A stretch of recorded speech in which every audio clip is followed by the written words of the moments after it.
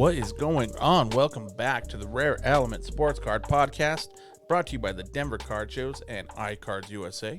My name is Aaron. I'm here with my boy Jeremy. What is good, my brother? What up? What up? Just kicking it and chilling. Kicking it and chilling. You guys like the new digs? We rearranged the studio a little bit. We got it a little rearranged up in this motherfucker. Look pretty fresh, I think. Looking pretty good, bro. Yeah. Came together nice, I gotta say. We got together on Saturday. We fucking moved some furniture around, and we watched some UFC fights. Yeah, probably the best card of, at least of the year, probably for sure. I don't know. It was a pretty fucking good one. It's pretty good. Yeah. Pretty good. Yes, sir. But, a little more comfy studio seating action. So when we have some guests, chill. We have some, let me show you. Yeah, do a little. We got the stadium seats from the old Mile High Stadium right there. Stadium seats. And then we got the couch in here. Jeremy hung up the Steve Atwater jersey. Oh, yeah. We got some UFC mem over here. Yep, big old sign We poster, TV action. put up the curtain behind me. Yep. And then we got the little rack. We got some stuff up there. Ooh, I keep turning it the wrong way. We got some autographs. Is that Arenado? Blackman. Oh, Charlie Blackman. Then we got a little bit of whiskey. Yeah. And Jeremy has his Dr. Dre and his Snoop up there. Yeah. Dr. K. Dr. K. But yeah, dude. So we put the studio together. Some studio lights. And there's J-Bone Capone. What up, y'all? Yeah, tell us what you think, Yeah. what you guys think. Tell us if you like this new studio, new digs. We did it right in time for a little bit of a fucking celebration. Oh, yeah. The celebration! So this is our 100th episode. Man, you're yeah. I mean, I'm almost like, we got to take a shot at the beginning to celebrate the 100th episode, kind of. We got to do what we got to do. As soon as I say it, it has to kind of manifest, right? You're not wrong, bro. So what are we sipping here? We're sipping a little Johnny Walker Black. A little celebratory. Yep, a little bit of special whiskey. Oh, that's good. Pretty high end for our pockets. Yeah, that's good. That's good. Let's It's got a cigar-like finish. real nice cigar-like draw, a little oaky finish. It's some good stuff. Pretty. So I think the last time we had that was It was on Bangers. yeah, you had won a bet. You had won a bet against Bangers, and I ain't trying to call nobody out or nothing, but there may or may not be a little slight outstanding. There's a little outstanding debt. There's a little outstanding debt. Every once in a while, you got to be reminding people that's kind of part of the bet. That's right. Especially on our 100th episode. Yep. You know why? Because The celebration! that's right. That homie's having the time of his life. Oh, right now, yeah. so Yeah, he's out of the country, he so. probably don't have time to be listening to podcasts. Yeah, he could give a fuck at this point in time. But it's our 100th episode. We've been doing this for almost 2 years now. Yeah. It's been awesome. And I wanted to say a little something to you, man. Uh-oh. Little gushy. I'm going to get gushy. Dude, this pod has been fucking dope. It's been awesome. And I've watched your progression when we first started doing these. You were like, you weren't nervous per se, but like you were a little standoffish and a little quiet. And you fucking have opened up and you're letting everybody see and meet like the real you.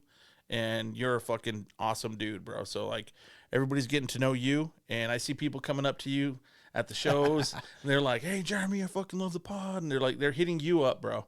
And it's fucking awesome to see. And you're my homie. You're my friend.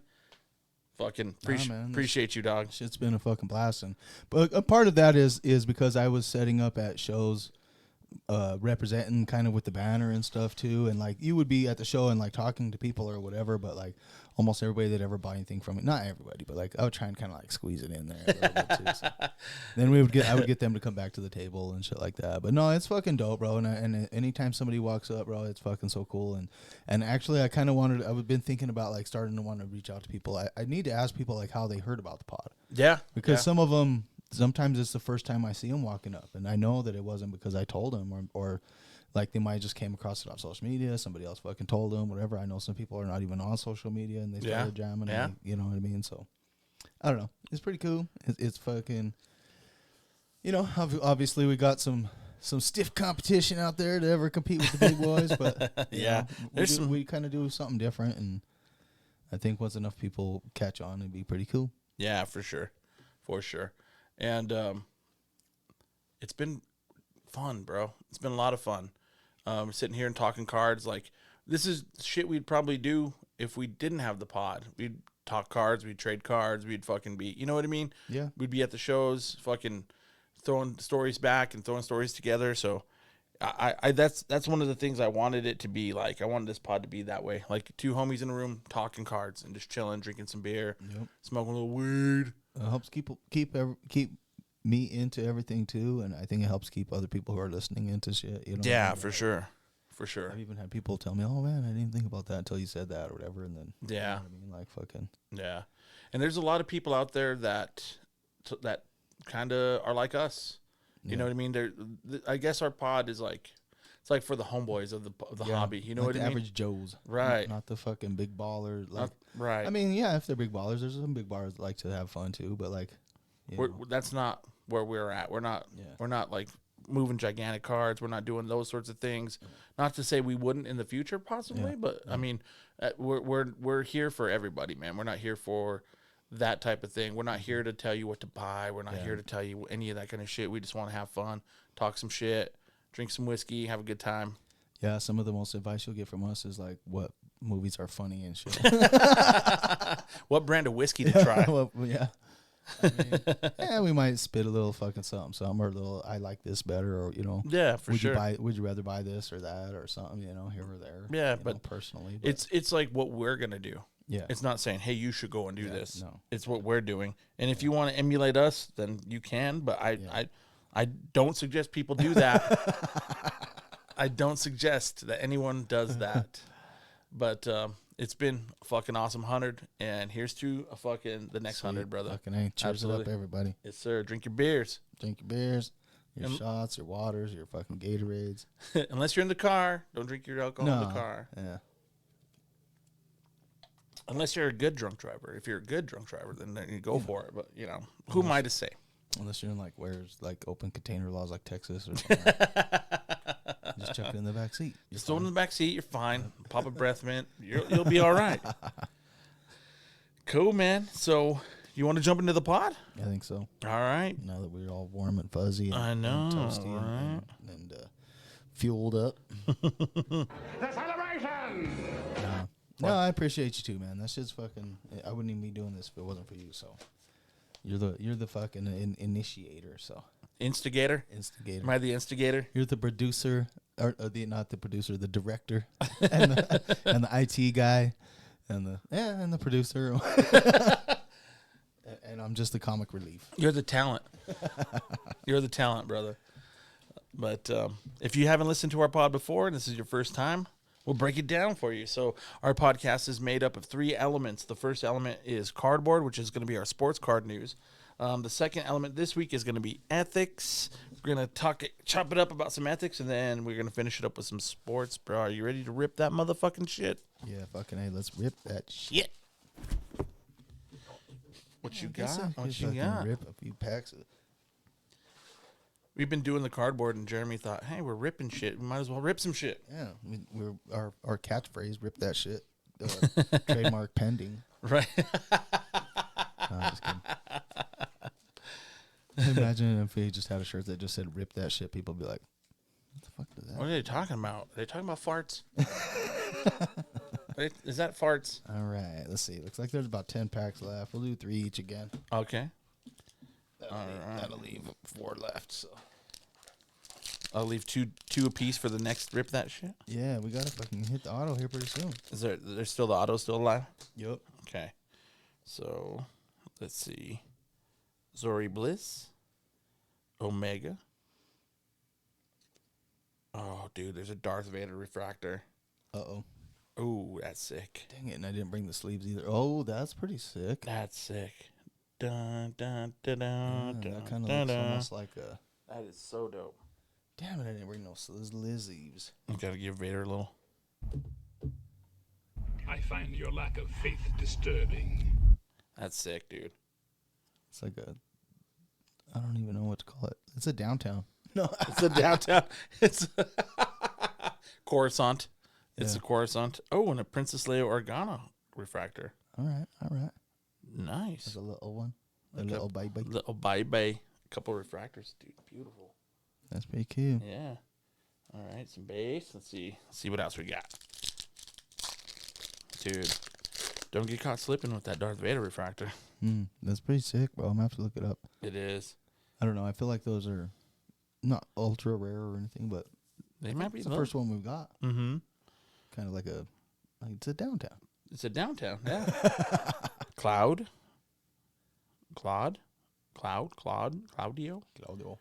Tech. And what we got? We got a Fennec Shand.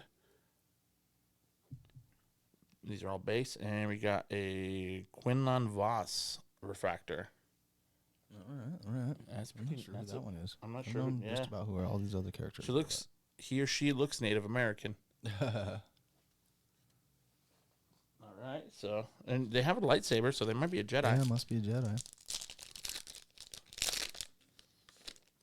All right. So we got Janna. Supreme Leader Snoke. That's kind of a cool looking card. Have you seen that one? Oh, cool. Yeah, that's dope. Supreme Leader Snoke. It looks like Oh, the thicker it's one. backward. It is backward. This might be the auto. It's the auto. Bam. Ned B. And there's a Grogu. One of them little Grogu Grogies. insert refractors. Ned B. Not too sure. Well, shit stains. Probably not the auto we're looking for.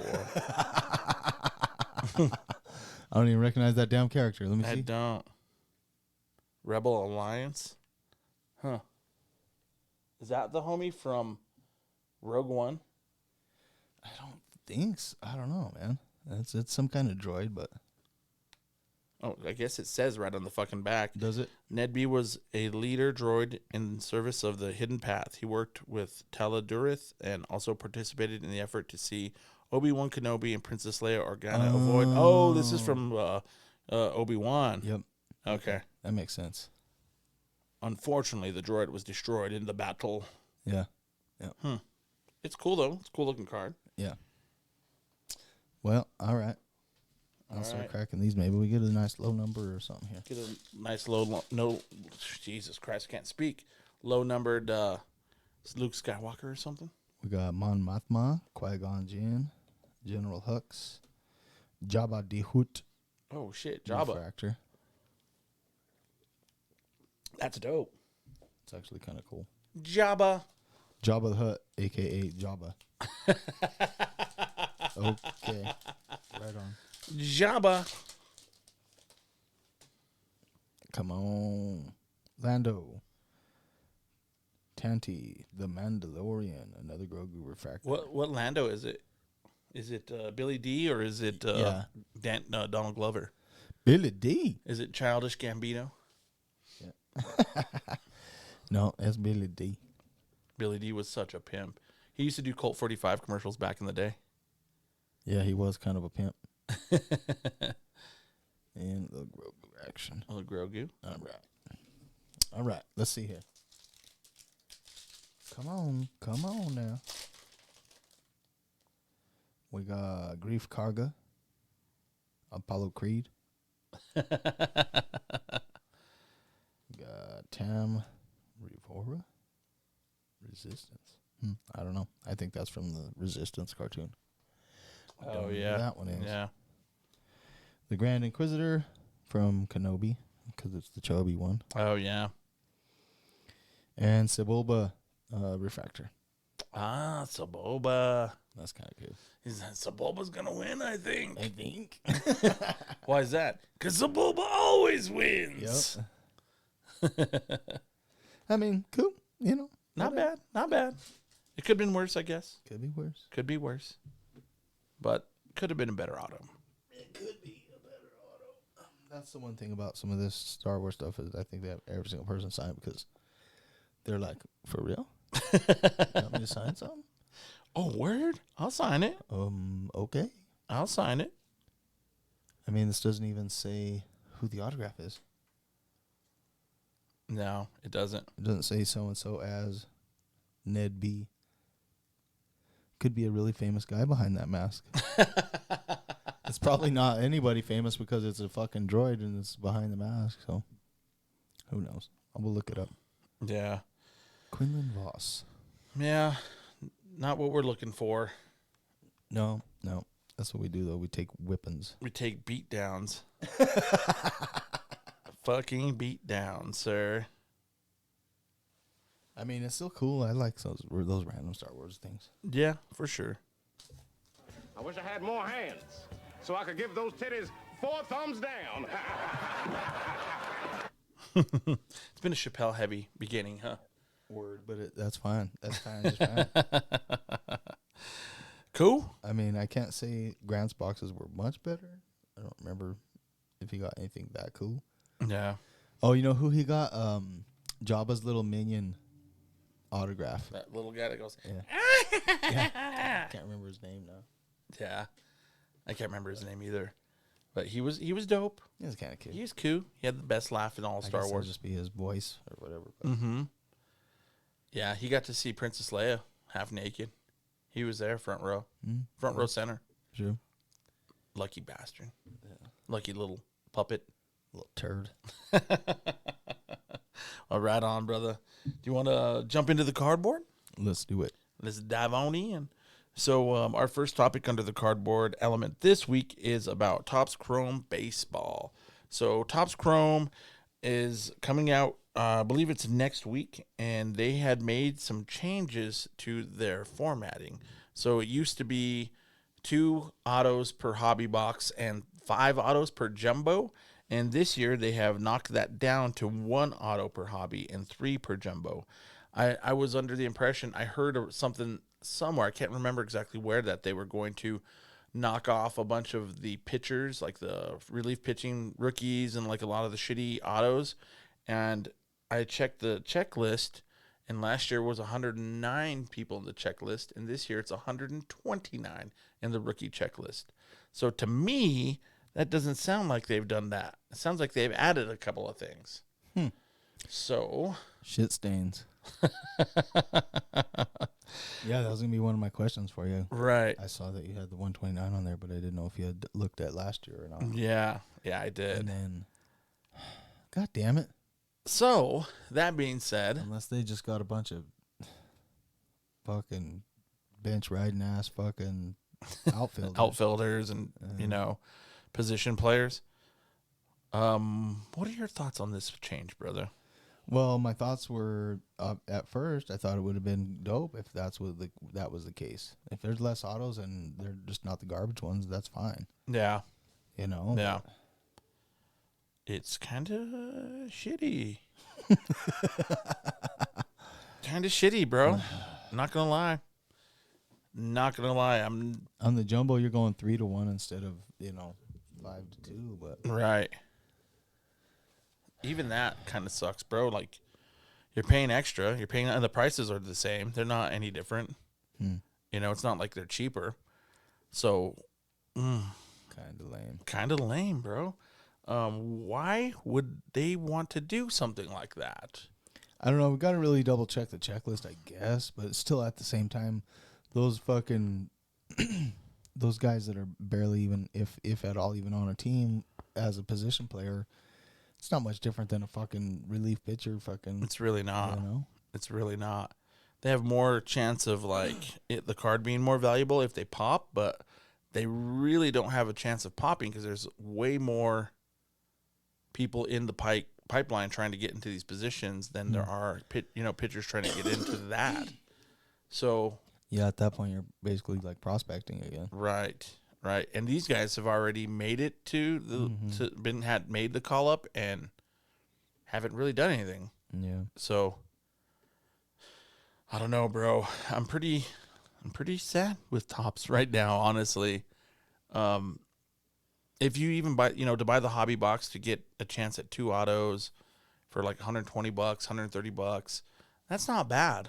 Especially for like a flagship product like Topps Chrome that's like kind of like your big dog, and like you're gonna pull the cards that are gonna be worth some money. You have a chance at some bigger cards for $120 a box. Flagship product with fucking high ceiling. Right.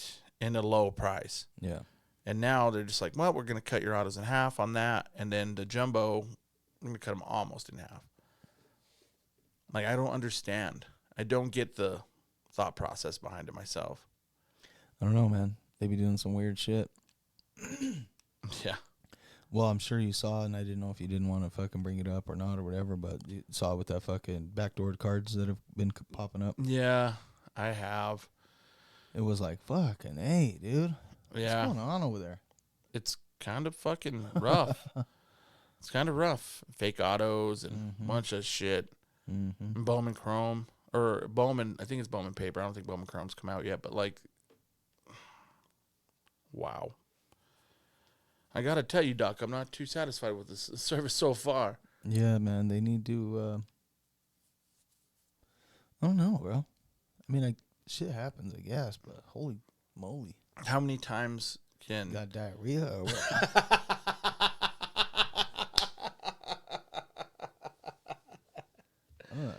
Oh shit, dude! How many times can it happen? And when do they run out of like? Oh, we're new. Oh, we're new to this. We're fanatics. When does that stop being a thing, bro? I don't even know. I think it's officially there for me. I don't even know yeah. I mean, they were still already top, so that's no excuse. Right. You know, All those people still work there, apparently, from Yeah. what they've told us. Yeah. So it did, and Topps had some gaffes before in the past, but not like this. Yeah. Like what? They're not giving people in the hobby very much hope to like, oh yeah, you are going to flip the game. You are going to 10x. You are going to do all this. You're not even satisfying the people that are already in the hobby. I don't want to be that guy like after Wemby's first game that flips out. You know what I mean? But this is like, we're 2 years in. You know, this is like Russell Wilson played a whole season before we knew, like, you suck, bro. You know? He has a chance to bring it back, I guess. You know, he still could do it, but, like, there's not much hope in Bronco land for Russell Wilson right now. Not much. That's kind of how Fanatics is getting with this shit right now, dude. It's kind of discouraging. Yeah. Yeah, it kind of makes you wonder, you know, if Fanatics hadn't bought them, you know, would we still saw a lot of these same problems? Yeah. Is it Topps fucking up? Is it Fanatics fucking up? Is it the mega increase in the boom of volume going from fucking producing, I mean, these are just numbers off the top of my head, but 100,000 boxes to 1 million boxes, you know? Yeah. It's a pretty big fucking dramatic fucking change for your company to try and like keep up with, you know? Yeah. And I, like I said, though, I don't even know if those are the numbers, but it had to have went up like crazy. It's been going up, I'm sure, but I guess that sounds like I'm making excuses for them, but I mean, like you said, there's always going to be gaffes and mistakes are always going to happen. mistakes happen. Yeah. Then you turn around and like also fuck people out of their autos and shit. Yikes. And then you okay. You talk a big game. Michael Rubin's like, yeah, we're going to really try to eliminate redemptions altogether. You know, we know that people in the hobby don't like redemptions. We don't like redemptions. It's going to be something that's our main focus, and we're going to try to do that. And then they put out Wemby cards, and the first cards that they put out are fucking Wemby redemptions. It's like, don't say shit if you can't do it. You know, it's getting to be like that. Yeah.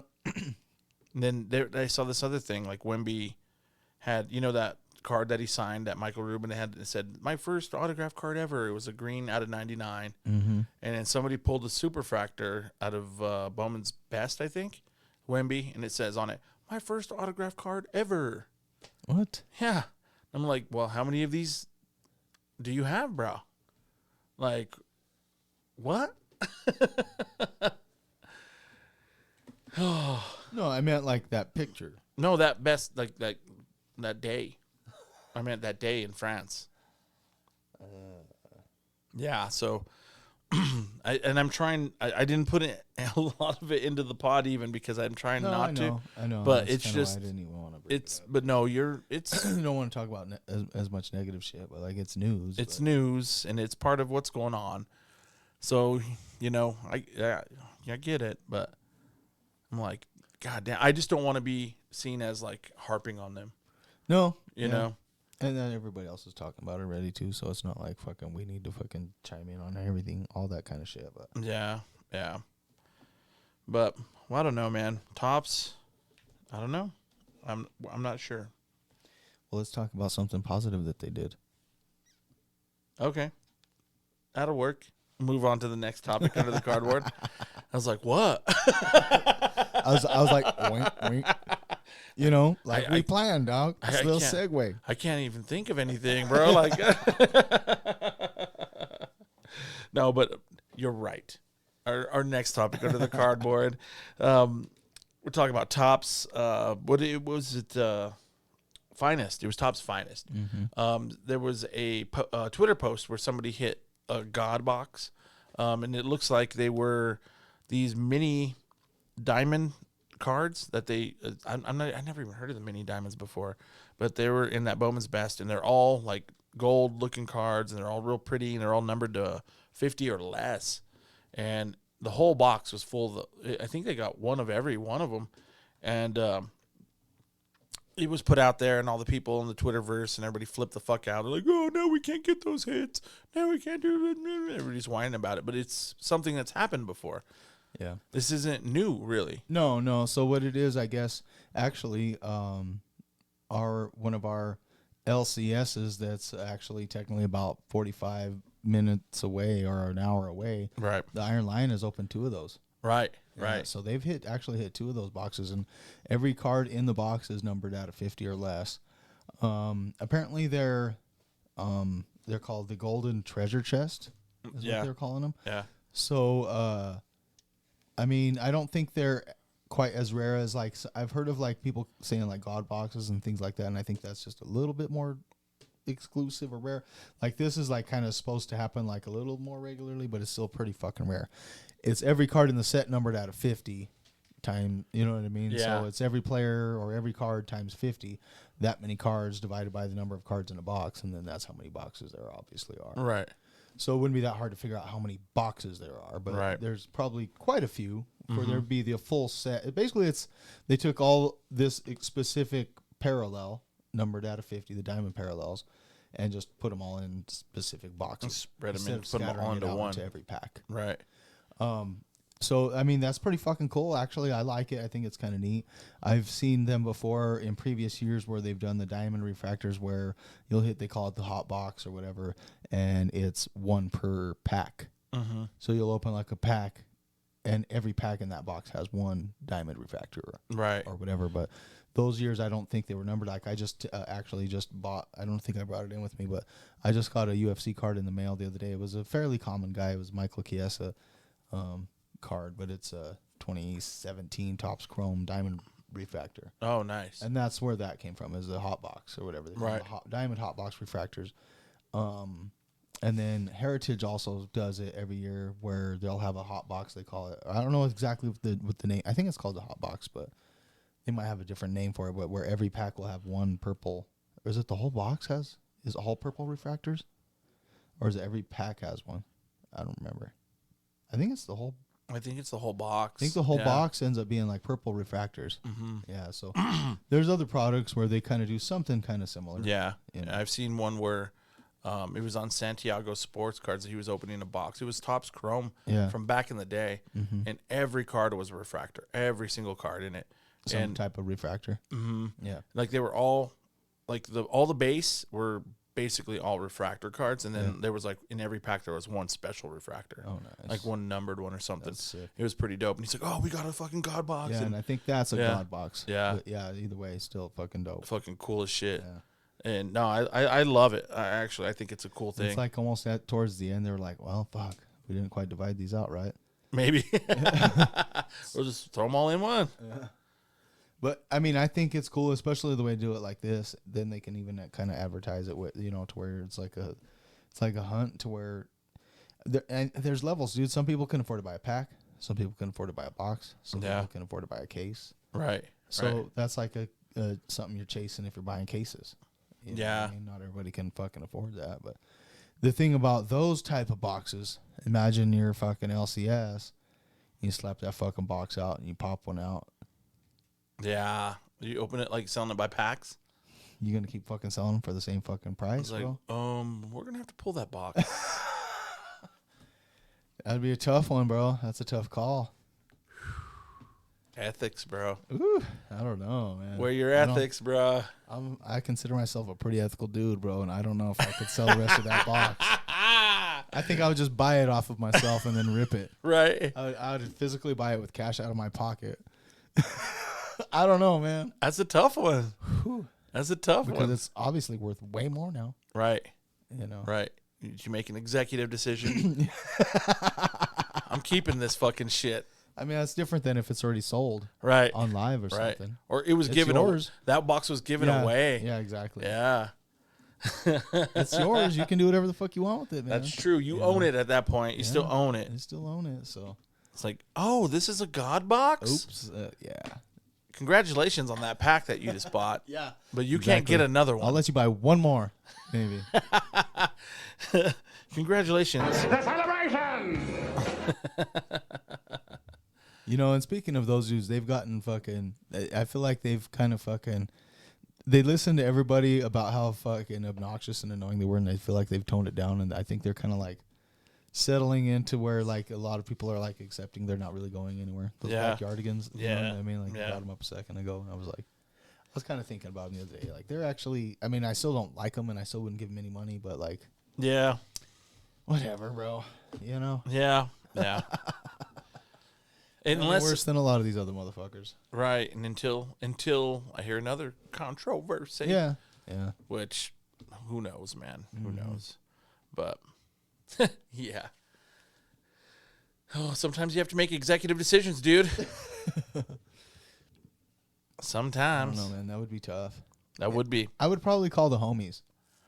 Right. Anybody that was cool, and I'd tell them come buy a pack. That would be the move. Or limit it to one pack per person. That would be the move, yeah. Or something. I'd open another box and then say, make some sort of special deal out of it or something. Or, you know what I mean? Like, yeah.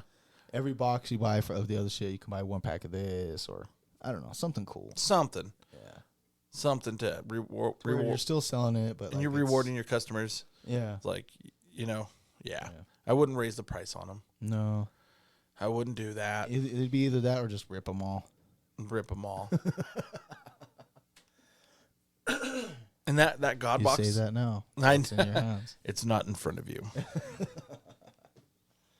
It's like who was it? I think it was Chris Rock. He was talking about like when Bill Clinton was like banging out all kinds of girls and stuff, and like all the senators and Congress people were getting all mad, and they're like talking mad shit, and he's like, they're sitting there with their big fat jowls, and they're like, this is absolutely reprehensible behavior. And he's like, it's easy for you to say.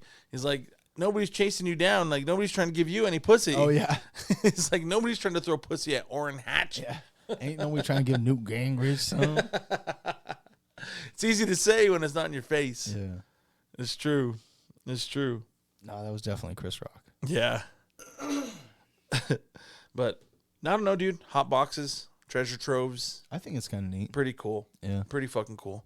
It gives you hope, too. Like, you buy a box, it's like, oh, fuck, there's a chance. Yeah, and then it's awesome for a break, bro. Could you imagine, buying into the break for cheap? Yeah. Getting into it for a regular price, and boom. Yeah. Every card you get is like a banger. Yeah. That'd be sick. Yeah, that's a cool product, too. I like Finest. Yeah, Finest is nice. It's nice stuff. It is. But a lot of, we'll get to that. Actually, we'll get to that in a little bit later. But you know what we fucked up on? What's up? Beers? Want me to grab some more? All right, I'll be right back. Time out. All right, you got to keep it going. Okay. So, what were we talking about? The golden treasure chest and the UFC boxes. So, yeah, I don't even know, bro. I'm not going to be able to keep it going. You're going to have to edit this shit out because I already fucking done fucked up. You're going to have to cut it on when I said timeout. I can hear you. That's fantastic. Shit stains, bro. I should have just fired up the bowl. That's what I should have did. I'll give you some choices. One of each is perfect. Some choices, dude. All right. I had to exit stage left real quick. Game on. Choices. Which one would you rather have? Audience. I I mean, I like them both, but I think I'm going to have this one first. Yeah, that one's got a nice little flavor to it. Yeah. And then I still have the saltiness for lit. Yeah. Nice. Thanks, homeboy. Appreciate Absolutely. you. Absolutely. I was unable to hold that down. I could hear you in the other room. I was like, that's so fucking awesome. That was great. I didn't even think about it. I was just like, yeah. It's, It was, what was that fucking? Oh, it was on. I'm over here fucking the Lone Ranger over here. I need my Tonto. It was Major League. I think it was the first. I can't remember which one, but like Bob Uecker gets all fucked up and passes out, and he's like KO'd, and that other dude is like, "There's the pitch, hit, out." And he was all just shocked, Take like him a second. He starts to die. there's the pitch. Yeah. And then they start fighting with each other. He's like, "Harry, wake up!" You can't say that on the radio. Nobody's listening. Nobody's listening. Shit. Cool, brother. So, God boxes are good. We give them we give those titties 4 thumbs up. Yeah, actually, that would be dude. That would be sweet, dude. Yeah, As soon as you open that, yeah, that'd be real cool. So cute. That'd be real cool. Real cool. So I mean, it could be also. I mean, at least you only paid the base price for it. Hopefully, right. You know. But so I mean, you could still get a disappointing box, obviously. Right. It could all be refractors and not be anybody worth a fuck. Yeah, you could still not hit a good name, but right. Every card in there is worth at least a few bucks versus every card being worth a few pennies. Right. It's true. It's true. Because there'll be people that'll make that whole set. Yeah, and they'll be looking for those. Absolutely. Yeah, absolutely. But we'll move on. We'll go on to our third topic under the cardboard element this week, and it's about Fanatics Live. Fanatics Live is about to debut tonight. Tonight is July 11th, Tuesday night of the All-Star Game is tonight in Seattle, and they're going to be doing a little something at the MLB All-Star Game, and they're going to be launching Fanatics Live tonight. Is this a smart way for Fanatics to launch this thing? Do you think it could have been done a better way, or do you think this was like actually pretty smart? Well, I don't know. At this point, I think it's kind of there's already so much of this kind of shit going on. I don't know that they need a big fucking grand thing. It's just like let's just fucking turn the thing on already. You know, hit the switch. Yeah, hit the switch, turn it on, see what happens. You know, at least they are doing some sort of like, you know, they're doing it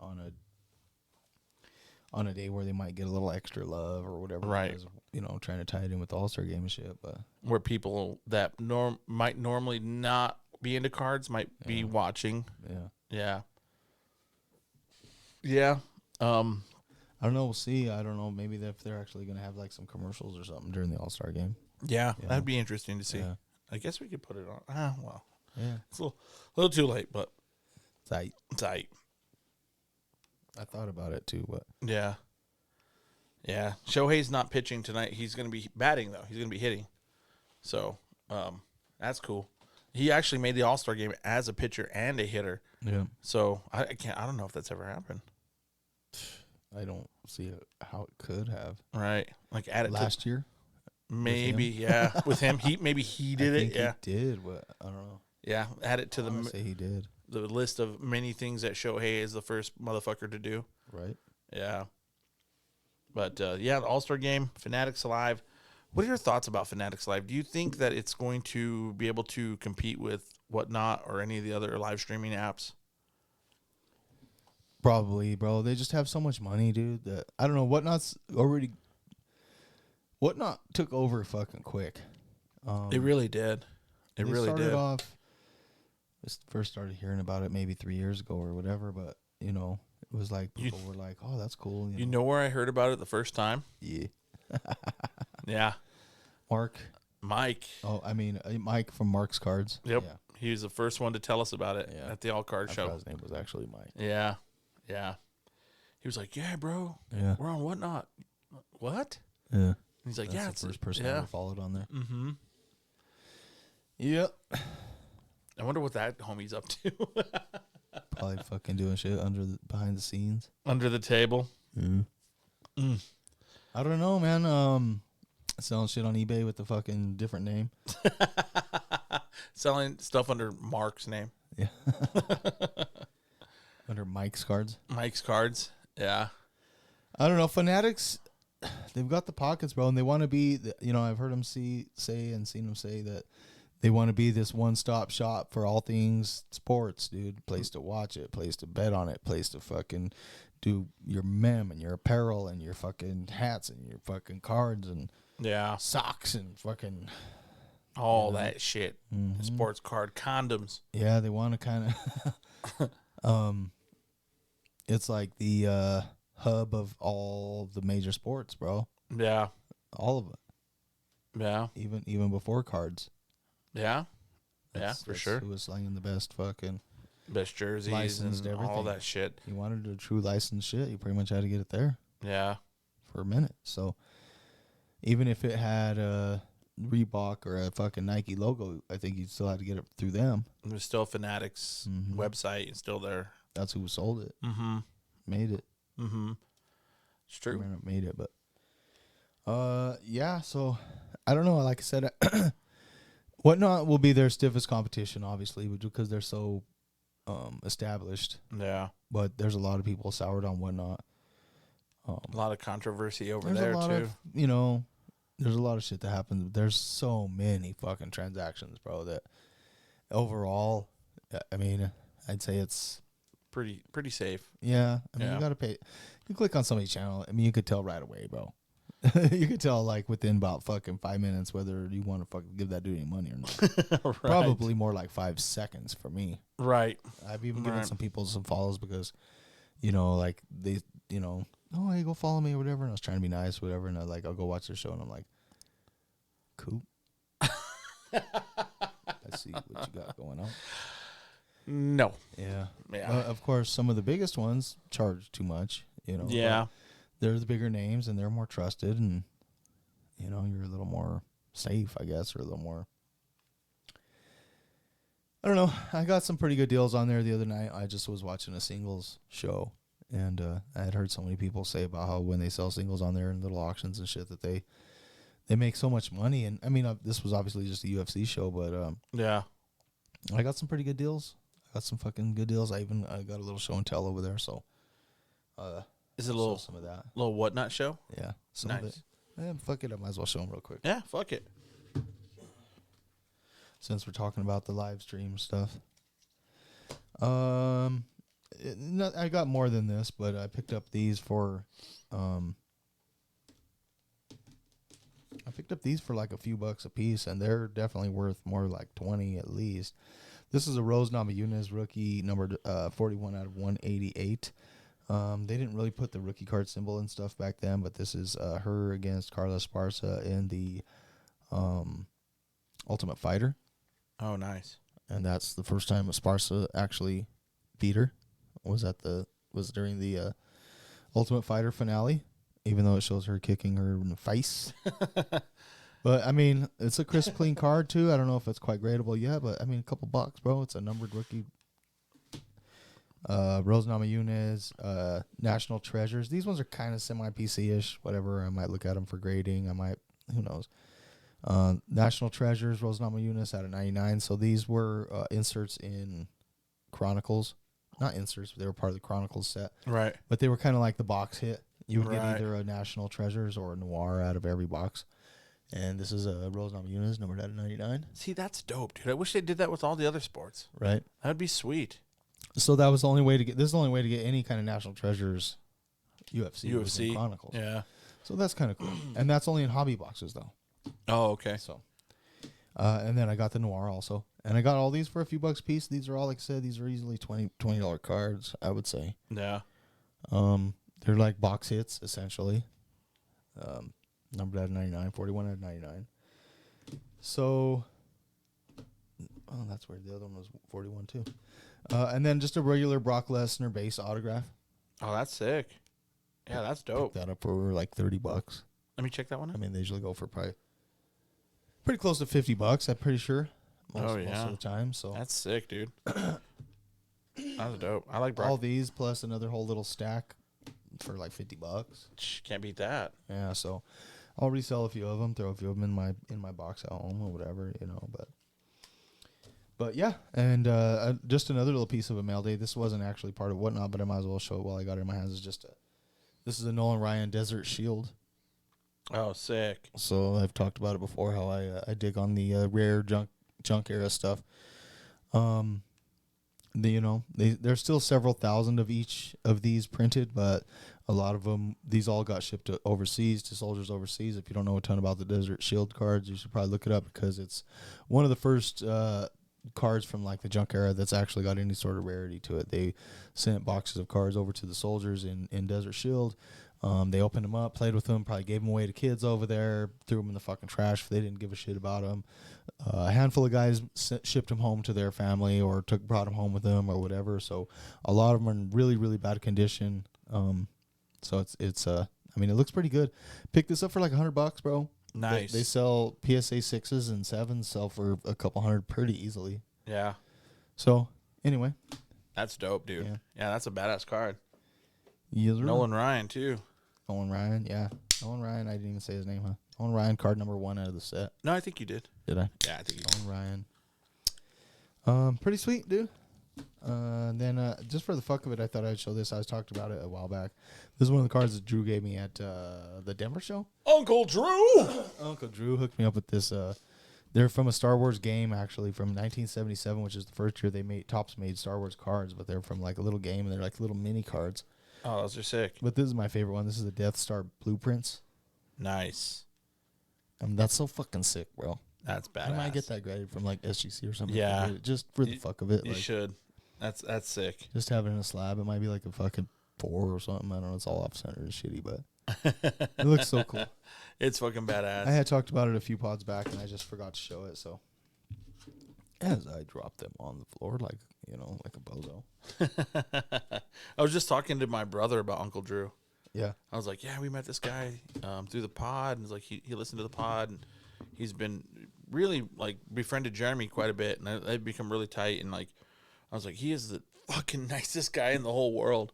Like he's alright. I can't like even like put it together. Like they don't make people like that often, bro. Like, dude, he's pretty legit. He's the guy that I like used to be until like I got all fucking spiteful at the world. Me too. Yeah. Like he gives me hope. Yeah, he's pretty cool, dude. Like, man, they make people that nice. They make people that fucking. And not only is he like genuinely nice, he's funny. Yeah. He's cool. It's like, goddamn. You could drink a beer with him. Yeah, for sure. Like one of these days, homie. Yeah. Shout out to Uncle Drew. Open invitation. Anytime you want to be on the pod. Anytime you want to do anything, man. Yeah, I've never even fucking invited him, but yeah. Open invitation, brother. We should have him on for a phone call or something sometime. For sure. Have him do a little show and tell. He has some pretty cool shit. He has like a lot of cool cards, a lot of cool memorabilia, and like really neat stuff too. Not just like unique and like cool shit. Like shit, you'd be like, wow, that is fucking cool. I got that John Witherspoon autograph from him. Like dude. That's cool. That's one of my favorite things. Like I love it. It sits on my desk. Like right when I'm looking at cards, I'm looking at that. You know what I mean? Yeah. I'm looking at that and the Will Clark auto that fucking Brant gave me and the Derek Wolf auto that you gave me. Nice. Yeah, that's my starting lineup right there. But no, I don't know, dude. We'll see. Fanatics Live, I'm sure they're gonna dominate. They have the allocation. So they're going to be supplying the breakers. They're going to be the ones that are, you know what I mean? So Yep. I can't see it collapsing. I can't see it not succeeding. But I don't know. We'll keep an eye on it. Exactly. I mean, if they really wanted to, bro, they could just be like, you have to break our shit. I mean, Right. at this point, like even though like they retracted some shit or whatever, I think that's what they were trying to get to. it still is like you're gonna do it how we say. Right. It doesn't matter. Like even if you're not willing to do all this right off the bat, like Right. you're going to. You're going to do it. We'll pull the plug on you, motherfuckers. Yeah. So Goddamn right. We will pull the plug. At a certain point, we are daddy. Just so you guys know. God. I mean, we'll ease it in like gentlemen.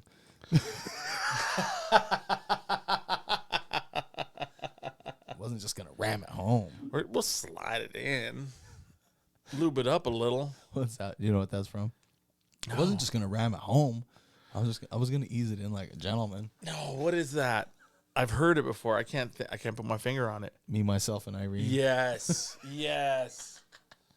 When she finds that fucking gigantic fucking Yes. dildo and shit. Uh-huh. Dude, that's so funny, bro. Dude, that movie is Oh my fantastic. God, that's fucking funny. That movie is fantastic. I can't find the atomic mass of this motherfucker. Enrico Fermi be rolling over in his grave. Shit. No bitches after midnight. Okay, daddy. More daddy. They're gonna get more daddy. A little too much cheese on the taco. Oh, dude. It's Hank Fuckface. Dude, I gotta watch that. I haven't. Fuck yeah. That movie's fantastic. That's an all-timer. Yep. And That's we might all. even have to fucking get something for the board. We might have to get something on the board for sure. Cool deal.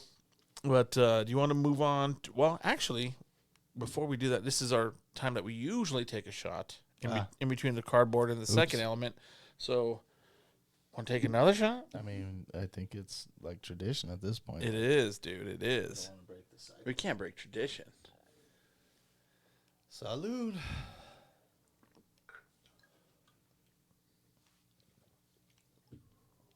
Oh, yeah. Oh, yeah. Whiskey and Mexican beer. Can't beat that. Cannot beat that. But now that we got our obligatory shot out of the way, do you want to hear from one of our sponsors? Fucking A. All right, so we're going to throw a little commercial down for the Denver Card Shows, and we'll be right back with you motherfuckers. This podcast is brought to you by Denver Card Shows. Come find your grail and chill with some of the dopest people in the hobby. For more information, check out denvercardshows.com.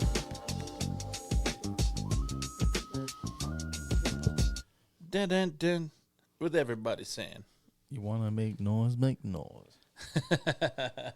But yeah, Denver Card Shows, fantastic people over there. John Scanlon is an all-timer. He's an awesome dude. He's a genuine dude. They put on a fucking fantastic show. They're going to be having another one come up August 26th and 27th at the Crown Plaza Convention Center. They use same bat place, same bat time, same bat channel. It's going to be a banger. They always are. So go get you. Well, they're not tickets for that one. That one's free admission. Word. So definitely come and check it out. Free admission. And there's going to be some autograph signers. I don't think they've announced any of them yet. I haven't seen. But they've said they're going to have some. So they usually have some pretty decent ones. And it's always a great show. So definitely come check it out. If you have any needs to get a table or need information, hit up Mr. Scanlon at denvercardshows.com, and they will get you all squared away. Yep. They have a real smooth automated system to where you can get your tables, pay for them, boom, you're good. Yep, and if you're a vendor, they've got the showcases for rent as well. Yep. Of course. Yep. They're going to have some food trucks. Yeah. It's going to be on and popping, so come and check it out. If you're in town, for sure, and if you're from out of town, it's right by the motherfucking airport. So fly on in, get your shit, get your room, go check out the show, and have a great ass time. Yep, bring it. Jeremy and I will probably both be there. Yep. So and yeah, I mean you can go. He's gonna be representing at the national Right. So you can go, if you're on that national scene here in a few weeks, you can go Absolutely. check him out over there. Absolutely. And he'd love to hear from you. So let him know. And then if you hear from the pod, definitely let him know you heard it here so that he can know Yeah, fucking A. that. Spread the word. Spread the word. I actually heard your shit on Rare Elements, motherfucker. Maybe we'll have to make him a little actual commercial, kind of like we did for iCards for one of the. Yeah, for the for big sure. one or something. For the show, yeah. And then there's going to be another show in October, and then another all cards in come December. So I think it's going to be another 3-dayer. Shows. So they're going to be coming furious, fast and furious. Speaking of the national, bro, it's something cool, and I even shared it to some of our socials. Did you see that thing I shared about Ricky Williams? I did. That's pretty cool. It's a dude that I've done a few deals with online and through Facebook groups and shit like that. He seems like a fucking super cool, genuine dude. I'm actually friends with him on Facebook and have interacted with him a little bit and messaged back and forth. Bought a card or two off of him. Some higher end stuff. He mostly only deals with high end stuff, and he kind of just goes to the shows. He buys a bunch of cool cards and tries to sell them back and forth. He doesn't really collect too much. He has a small PC, if any at all. Either way, he had ran into Ricky Williams at one of these shows doing a signing or something like that. Just started bullshitting with him. He actually ran into him. I actually saw the original video he posted of him. He just ran into him outside of a hotel one time and just started smoking down with him and chilling and bullshitting with him. Nice. Got him to like shout him out a little bit, shout out his little card group and stuff like that. Fast forward until recently. Now apparently they're kind of like teaming up to do a little like meet and greet thing that they're going to call Smoke Weed Every Day. Smoke weed every day. So, yeah, they're going to call it Smoke Weed Every Day, and it's the Ricky Williams experience. So it's basically a meet and greet, VIP, fucking whatever.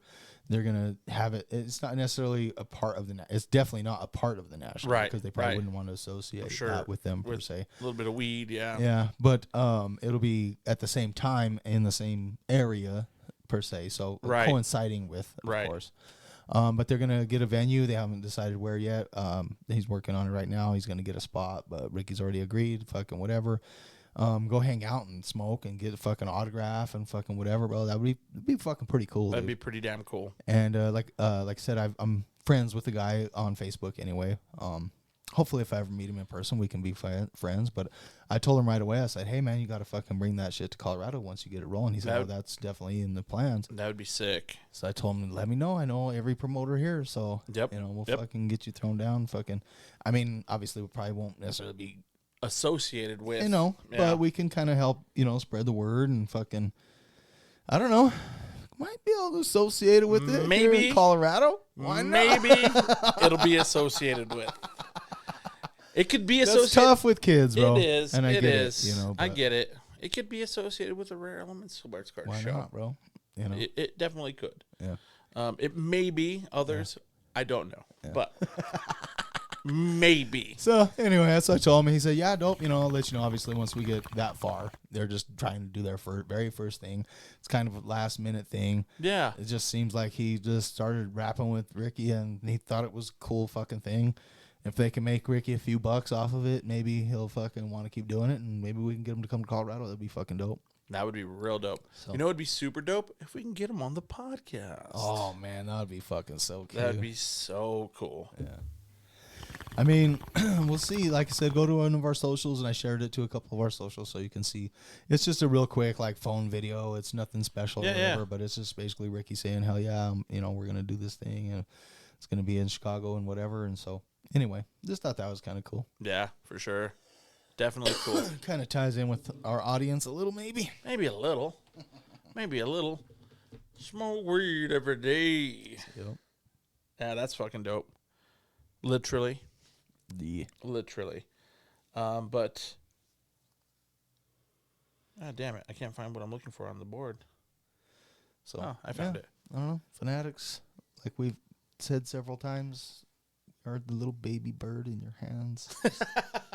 Please take care of us. Please take care of us. Love in us. this hobby. And caress us. But cool, dude. You want to move on to the ethics? Yep. Let's do this. You liar! So our first topic under the ethics element, I thought it was kind of funny, bro. Like I watch a lot of sports card content. I'm a junkie. I'm not gonna lie. I watch everything, and there was probably like 3 to 4 different YouTube influencers talking about like how people whine too much in the hobby. I mean, it was like it was noticeable how many people were talking about it this week. So Yeah, I don't know. it seems like that's been kind of like. Yeah, it's been heavy. So I thought we'd chop it up. I wanted to hear what you had to think about it. So now we're whining about the people who are whining Now about the people whining that we're whining about whining. That's right. Fucking nailed it. You fucking nailed it. Oh, We're whining about the whiners that like to whine about wine. But I don't know. I've noticed it. Not even just on socials and not even just on like YouTube. I have noticed it even at shows. I hear people saying some things about a lot of stuff, bro. The whole gamut. yeah. The whole gamut. I mean, from this venue, blah, blah, blah. This fucking shit, blah, blah, blah. I didn't this and... I hear it a lot. And then I go on to Facebook and I look at sports card. My Facebook is just littered with sports card shit. Yeah. And we have our socials and like for the pod and for our sports card businesses as well. And it's just inundated with fucking whining and crying and bitching and this is that. So I want to know what you think, bro. Like, is this a hobby thing or is this a societal thing? Is this just like kind of what you deal with on a day-to-day with people you know? Is this something that you just kind of notice it's overly exaggerated in the hobby? What are your thoughts, bro? What do you think? Well, yeah, I mean, it's definitely, I think it's definitely just part of society, which sucks, but everybody has a poor me, attitude. I like it like this. How come everybody else doesn't? This is obviously the best way if I like it like that. Yeah. know? And when people don't agree with them, they get frustrated, even if it's just on an opinion, it's like, even if it's, whatever, something as simple as who's the best fucking basketball player or fucking whatever, It's true. But I even catch myself doing it, man. I'm not going to lie. Bro, it happens. I'm not going to lie. I think the hobby, a lot of the people that are doing the most complaining in the hobby are people who are spend a lot of time calling it a hobby when they treat it 100% like a business. Right. And they like to throw that word hobby around a lot when they don't really give a fuck about any part of the hobby. They just want their shit to be worth a lot of money. And they're mad because something happened and now their stuff's not worth money or their stuff's not selling or, whatever. Like you said, the venue's not packed enough. There's too many this, that. I've done it myself. I've said, now, there's too many sellers now.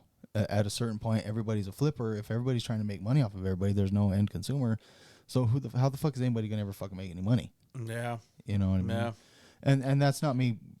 I'm not trying not to complain when I say that. It's more of an observation. But at the same time, it's I guess it's it could be complaining, but it's not whiny. It's not whiny. No.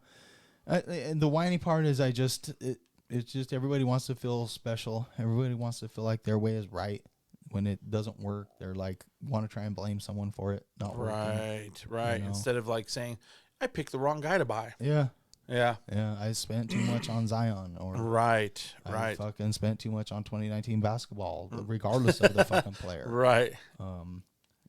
Yeah, it's true, and people will tie themselves inside out in a knot to explain why they made the moves that they made. Yeah. It's like, bro, it's okay. Yeah. Play as fuck up. Yeah. Play as fuck up. It's okay to make mistakes. Yeah. You're going to, especially with like prospecting. Oh yeah. You're never gonna fucking hit every single one every single time. Mm-hmm. And it's okay. Yeah. It's okay. Yeah, dude, I think you're right. I think it is a societal thing. I think I hear a lot of it at parties and at places I go, and even when I'm at the store, like I'll be at the store shopping, bro, and somebody's like, "Jesus Christ, I can't believe the price of these eggs." Yeah. Motherfucker, they never stock their shelves, and they're like, "I don't even know you." and you're bitching at me about what you're dealing with, you know? So, I mean, it's a pretty regular thing, regular occurrence. I see a lot.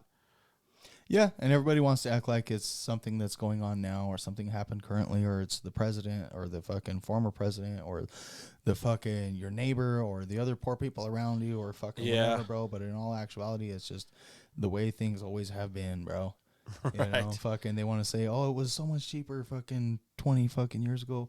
Can you believe it? Look at those prices and blah, blah, blah, blah, blah. Minimum wage was like $5, motherfucker. Duh. A fucking value meal was $2.75. You know? $5, Buster. What the fuck? Yeah, it's true. It's true. I don't know why people don't get that shit. I'm not saying everything is correlation of inflation versus minimum wage. But it's not, but it kind of can be part of it. You know what I mean? It's definitely different times and different prices, different everything. When I first started working, I'm pretty sure minimum wage was like $3 something an hour, bro. Yeah. My very first job paid me $2.85 an hour cash because they told me that's what it would have been after taxes. Damn. I think it was $3.25, $3.38, something like that. D-Zam. Yeah. My very first paying job was, I think, $5 an hour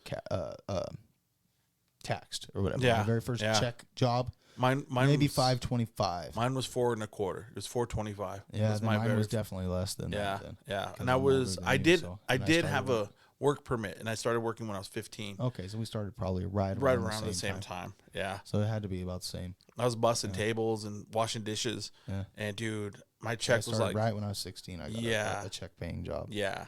My checks were like $180, and I was like, "Fuck yeah, woohoo! I'm gonna buy a PlayStation, son." Me half a sip. I'm gonna call up Jeremy and buy a little bit of weed. But no, dude, for sure, that things change. If you're bitching about the prices when you were a teenager compared to now, it's just pretty clear and pretty obvious. Yeah. And I hear that, bro. Yeah, sure, inflation, whatever, and the inflation gap is crazy right now. It's moving, I'm not trying to argue politics with anybody. Never, but ever. Yeah. But it's the whining. It's the victimhood. Yeah. It's the crying. That shit does wear on a motherfucker. Like, dude, I'm not even gonna lie. I work with sheet metal, right? We drill holes in the metal. We fucking cut it. We have like this big shear cutter. We chop it. It's a loud job. There's a lot of noise, bro. I had a guy today that I work with who works with me. And he was like, "Man, you were drilling on that metal and it was really loud." I'm like, "Yeah, that's metal on metal. What do you think is going to happen?" Like, you're complaining that drilling a piece of metal is loud. I couldn't fucking believe it. I was like, "This is his first fucking day?" Like, dude, you've been here longer than I have been. I couldn't. I was like, "What?" And it's almost like bitching just to bitch. Yeah. Just to spark conversation. It's been right.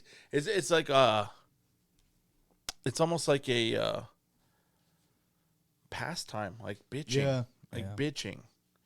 And it overflows into the hobby because, it's part of like what we're doing. And like you said, a lot of people want to treat it or talk about it like it's a hobby, but it's a business for them, and they're losing their ass. Yeah. Because the market is trying to find reasons why. Right. And it's never going to be like, I shouldn't have bought that. Yeah. It's always going to be, this is fucked up because of this, somebody this, else and this. Fuck this up for me. Right. Yeah. I have this as the third topic under the ethics, but let's switch it. Yeah. Let's throw it in behind it for the second. And it's the term ruining the hobby. I hear this shit so fucking often, bro. Breakers are ruining the hobby. Retail flippers are ruining the hobby. Fucking flippers in general. Like, I hear it so fucking often. I mean, it's all over the place. Like, if you want to hear it and you want to see it, go to Sports Card Nonsense's fucking group. Every other post is somebody's ruining the hobby. Even all of the card porns and all of them now are, what pisses you off about the hobby and what would you do to change it and this and that. And you know why they're doing that? Yeah. It's just because it just sparks conflict and everybody's arguing with each other and just get a million comments and fucking keeps your fucking page popular. That's exactly why. 100%. It's 100% why Facebook and all the different socials that their algorithms push the negative comments and push the negative shit. They'll push it to everyone. Yeah. You know, it's known that they do that. Anything that will, and it's not. Of course, it is not just, but it is more specifically the negative one because that's what triggers people. But they'll push the positive ones that will trigger people also. Yeah. But there's obviously less of those. Right. But it doesn't matter as long as it's moving the needle. Right. It's just fucking gushing. Right. You know what I mean? Then that one. Keep promoting. Keep pushing it. Yeah. Keep pushing it. On my IG, bro, like every fucking reel that they suggest to me is like girls with their titties bouncing. I mean, every one of them. It's pretty shitty, huh? And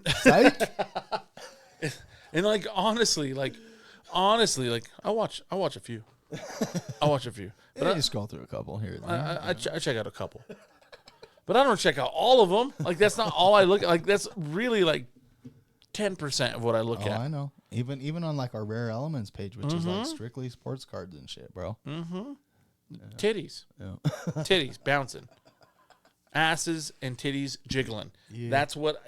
And dude, I'll be at lunch. I'll be at like Subway or somewhere, and like I'll be scrolling through my phone, and people are walking around me. I'm like, oh fuck, oh shit. I know, right? You know, and I'm like, dude, I'm really not looking at these that much to where my algorithm should be flooded with it. Yeah. I'll be sitting at the fucking table, fucking grubbing down, hanging out with Mom Dukes or something, and you know, I'll be scrolling through some shit, scrolling whatever, if I can take a couple bites of food, and then next thing I know is and I'm like, whoop. Sorry, Mama. It is, and dude, and my mom is a nosy phone person. Yeah, same. She'll be like trying to see what's going on my phone. I'm like, don't be looking at my phone. Yeah, you might get some titties in your face, Mom. Don't do that. And it's like it just pushes that kind of stuff, and I'm not saying that's negative, but I mean it's not something that I'm like really looking. I look at cards. I should see 90% sports card shit in my fucking reels and in my algorithm, and it's not. I'll even get like fucking political shit sometimes. I'm like, I don't even look at this shit. Like I don't even give a fuck about that. And I don't know. We're getting geared towards that. All the socials are pushing towards negative shit, and I don't know, man.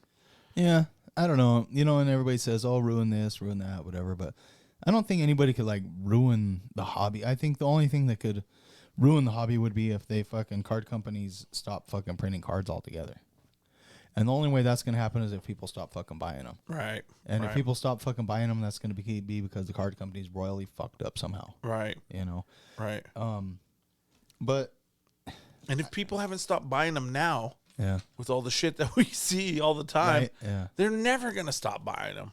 But, you know, things that people do can change things or affect things, like cause and effect, obviously. Like fucking some of the things that people say are ruining things, it's because it's kind of like we were saying earlier. It's changing it from the way they like it. Yeah. You know, I like it like this, and now everybody's doing this, and so that made the price go up or made things change, and so now things are out of whack, and I can't do it the way I used to do it because so many people are also now doing it. 100%. And it's kind of like the fucking the retail flippers, for one example. Mm-hmm. Everybody, that's probably one of the most blamed groups for something is the retail probably flippers. Yeah. These guys that are making $5 a fucking box, fucking running their asses off for $8 or 8 hours a fucking day, probably making fucking $50 or $100, bro. Right.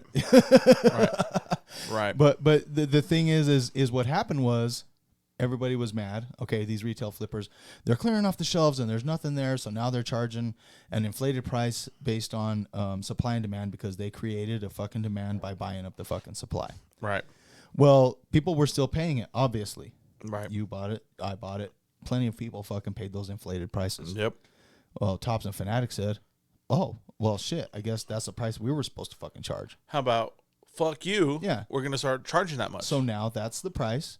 You were either paying the flippers or you're paying fucking Tops and Fanatics, but we set the price by kind of agreeing to buy off of these flippers or whatever and making them profits. And now the retail flipping game has been diminished greatly. Right. You're lucky to make $5 a box, maybe a little more on some Prism or something else. Yeah. Everything else is barely breaking even, maybe making a few bucks if you able to maybe get a case price or something. Yeah. But you know, now that's just $35 blaster. That's Right. just the price now. Right. So everybody's mad. Oh, they ruined it. They ruined it. They ruined it. No, that price was probably going to happen eventually. It's just they maybe they made it happen a little sooner. You know what they did? You know? They exploited a weakness Yeah. that the distributors weren't catching on to. Yeah, and as soon as they found that out, as soon as Tops and Fanatics realized, Right. oh, that's what we should be selling these for? Right. Oh, okay. You're basically mad because they're smarter than you, Yeah. and they cut on quicker, and they made some money. And during the pandy, like they were making pretty good money. They were flipping boxes for $70, $80, $100 on some of them. You know, they're buying them for 20, selling them for 100, 120. Like if you were able to get your hands on Prism during the pandy, you were making pretty good money on the boxes. But it, like you said, it caught up, and now everything came back down. Yeah. And They printed more They printed more. so that the shelves weren't empty. Exactly. And they raised the price Prices went up. because you were already paying them, so now you're going to pay us. Right. Right. And went back then, I remember the retail flippers are ruining the hobby for kids. They're ruining it for the kids. And it was like, dude, you don't give a fuck about the kids. You don't care. You're mad because you couldn't get them. Bring your kids. Damn, that was loud. And it started off. But they were using the kids as their like excuse to bitch. Yeah. You know? Yeah. Are we destined to just hear and see bitching all the time? I mean, yeah, absolutely. 100%. Yeah. In life, in everything.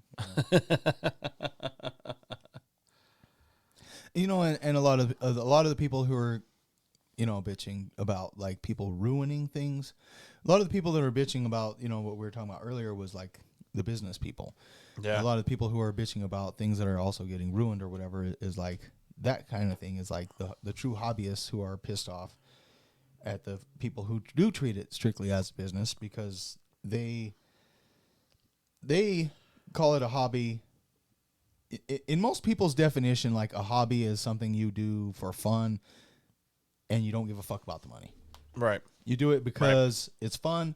If it's expensive, if it's cheap, if it's free, it's fucking whatever. The money is like the last fucking thing on your mind for a hobby, kind of. Right. Not the last thing on your mind, obviously, if you can afford it or not. But Right. like, But I know what you're saying. it's kind of like a waste of money. Not a waste, but like a true businessman would consider a hobby a waste of money.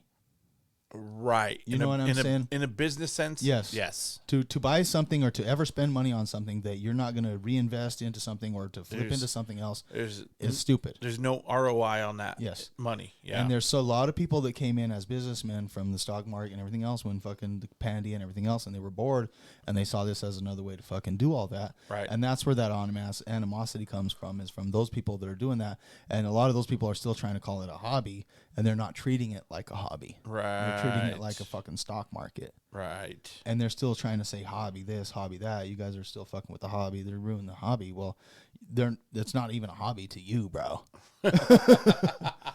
You know, Right. you're mad No, because you're your right. one group's mad because their cards aren't worth money. Right. The other group's mad because the other group made their cards cost too much to buy. Yep. You nailed it. And You the thing nailed is we actually are kind of meeting back in the middle now. So like everybody should kind of be happy. You know? Right now. Yeah. Now should be the time. Things Yeah. are fairly balanced right Yeah. now. If you want a nice card, it's still fairly affordable. If it's a low numbered card, you're still going to be paying Right. some money for it. Right. If it's rare or fucking sought after, you're going to be paying a little extra for it. Yep. But you can go and get whatever base card you want anymore now. Now you can. You know, You can go get that you can get fucking PSA 10s for $30-$40 Right. or less. you Right. know? It's true. It's true. When you couldn't even get a 9 for triple that Yeah. a couple years ago. Yeah. So, Yeah. It's true. but you know, like you said, everybody likes to bitch. Everybody likes to complain. Of course, we bring up a lot of the negative stuff because that's what's in the news, you know, and we're kind of like, we spread news. Yeah. You know, that's part of what we do, but we try to talk about positive shit. We try to talk about, you know, just cards in general. We talk about new releases. We talk about the card shows. We just do fucking like show and tells. We fucking have the game. You know what I mean? Like, Yeah. fucking, you know, we play a little Monopoly. That's right. You know, we try to have fun. Of course, we have to fucking talk about some of the shit that's in the news, but, you know, hobby's been through worse, bro. It's been through way worse. So Yeah, it's been through way worse. They didn't stop printing cards after 1992, 93. Yeah, we're good. We're good. I completely agree. 100%. 100%. No, that doesn't mean everything's perfect, or No. that there isn't some work to do, Absolutely. or that the Fanatics doesn't need to fucking Pull this shit together. watch their ass. Yeah, for sure. You can't just rely on people that have been in the hobby being abused by Panini Yeah. forever. Yeah. Eventually, if you continue to fucking fuck up, people are going to be like, fuck you. Yeah. You know, it's just part of the thing, And that could be the only thing that would ruin the hobby, I would think. is they just don't get the ROI right on boxes, which is coming back a little, maybe not really. The prices are down, but that's because the prospects are down too. The partially. classes have been shit. So we'll see what happens in a few years. If there happens to be a couple fucking decent prospects, if the fucking prices double, then it's Right. You know. In every sport, there's decent prospects coming out right now. Yeah. So we'll see. You know, next year, well, this year, Wemby and Connor Bedard is coming out in hockey. He's going to be a huge chase. And then Caleb Williams. Well, this year is CJ Stroud and Bryce Young and all those boys. Like, it's a solid QB class. And next year is going to be Caleb Williams, who's supposed to be the next Patrick Mahomes. So we shall see where the prices go with these boxes. But they're down now. 2022 is pretty low. Yeah. Which is still high. I mean, it's still like if you go to try and buy something, it's Right. like, God damn, that's a lot of money. In comparison to what it was. But yeah. in comparison to what it was, it's down like a motherfucker. Yeah. Yeah, for sure. For sure. Yeah. So I guess the moral of the story is quit bitching. Yep. Quit bitching. Yep. I mean, you're not And going if a to. celebrity hits a card, or if a big fucking breaker hits a card, or fucking whatever, that doesn't necessarily mean it's a setup, bro. It might not be a loaded box. It might not be. It might be, Probably is, but it might not be. It probably is, but don't bitch about it. Don't bitch about it. yeah. But we'll move on, bro. We'll move on to our third topic, which used to be our second topic under the ethics element, Trade deuce. which is buying cards at shows. A lot of people that are dealers or flippers, they want to buy cards at about 60 to 70% of comps. That's where they want to live. I've been watching a lot of Justin Gamble. You made the deal with him at the Denver Card Show. I made a deal with this homie Joe, and they came up to the table. They were cool as fuck, but they wanted to buy at those percentages. Mm-hmm. And it was a tough negotiation. Yeah. You know, we made some negotiations. We met somewhere in the middle, you know, somewhere in there. But that's kind of the going rate these days. That's pretty much, if you're going to a show and you want to sell to a dealer or you want to sell to somebody that you know is flipping cards, that's what they're going to want. That's what they're going to try to get. In your opinion, well, I guess I should say, like, do you try to buy at that percentage when you're at the shows? Like, when you're set up and you have your table, do you try to buy at 60 or 70%? Just curious. Honestly, I'm usually not that low. I try to be, but it's fucking tough, bro, because you feel like a fucking pirate, dude. Yeah. You know, and this is kind of like what I try to stick to, but I usually go a little higher just because I'm kind of fucking soft. I figure if it's fucking like molasses, you know, shit that's gonna move fucking slow as fuck, like value box shit, Yeah. $5 and under, $10 and under cards, I gotta have to try and be at like 50-60%, bro. Yeah. Because for the most part, that money's just sitting there. Just chilling. And a lot of the times, my value boxes sell a lot. But if I buy fucking 100 value box cards from somebody, it could take me 5 years to sell all those fucking cards, bro. Yeah. You know? Yeah. So, you know, you got to be low on that shit. You have to. Which sucks because it makes it hard to fucking buy. But, you know, what are you going to do? Fucking have your money sitting there, dude. Yeah. So, you know, Yeah. then you know, you kind of maybe some shit that flows a little smoother, like your honey. You know, you got your honey. Like I would say 60 to 75% on stuff that's like $20 to $200 cards. Yeah. I try to be around that, which I'm probably closer to 75 usually. But it's nice when you can get it for closer to 60. Yeah. That's where most people are trying to be with like everything. stuff that I figure is $20 to $200 cards that I can get rid of in a few months. Yeah. You know, over the next few shows. If 90% of it's going to be gone over the next few shows, I don't mind paying up to 75%. Right. You know, even at that point, especially on cards that small, that's just covering your table fees and shit. Yeah. You know what I mean? Yeah. But then you're fucking like liquid shit. You're fucking, maybe $50 to $50 to like $1,000 cards that you know are going to sell probably that day or by the next show, or you can go put it on eBay and get whatever you want. Not whatever you want for it, but a current comp for it pretty automatically. Right. You know, if a card's worth $800 and they're selling regularly on eBay for $750 to $850, you know, you can go list it on there for $900 or best offer and probably sell it for $750 or $800 in a week. Yeah. You know, that kind of shit. I'm cool with paying 75, 80%. Yeah. You know, I don't think most guys are. The problem is I don't always have enough cash to buy those kind of big cards for that price.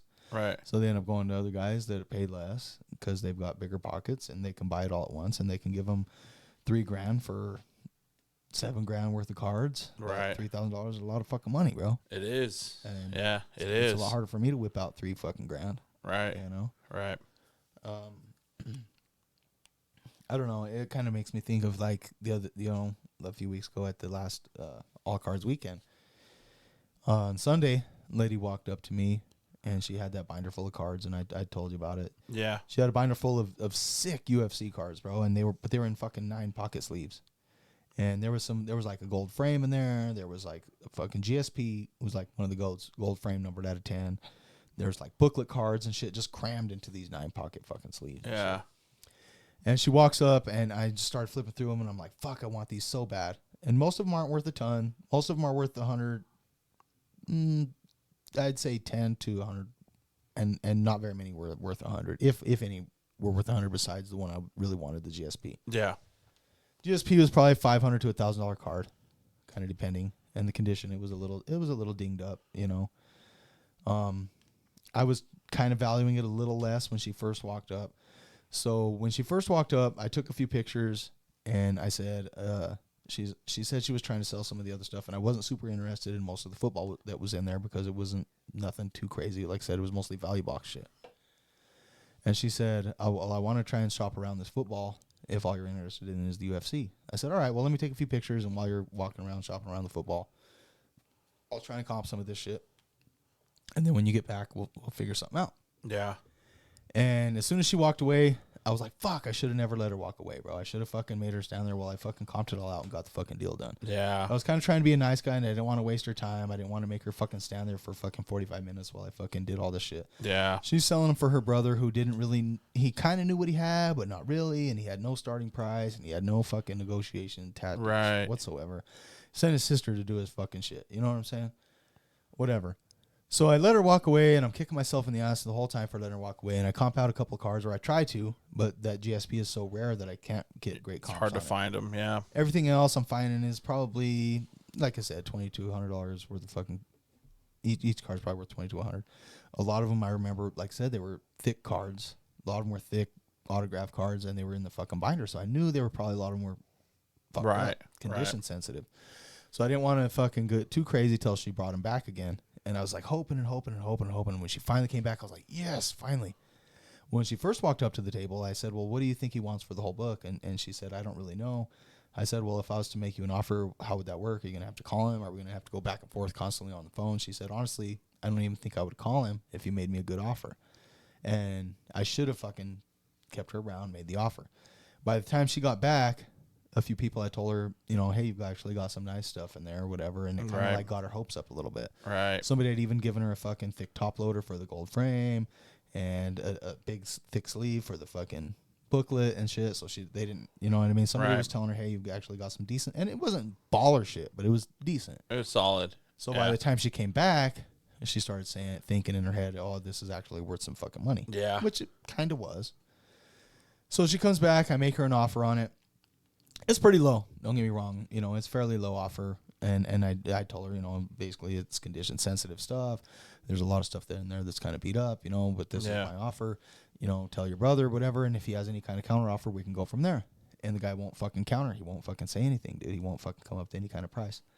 I think I started at like 4, and I ended up going up to like 5, and he still felt like it was crazy low, which it kind of was.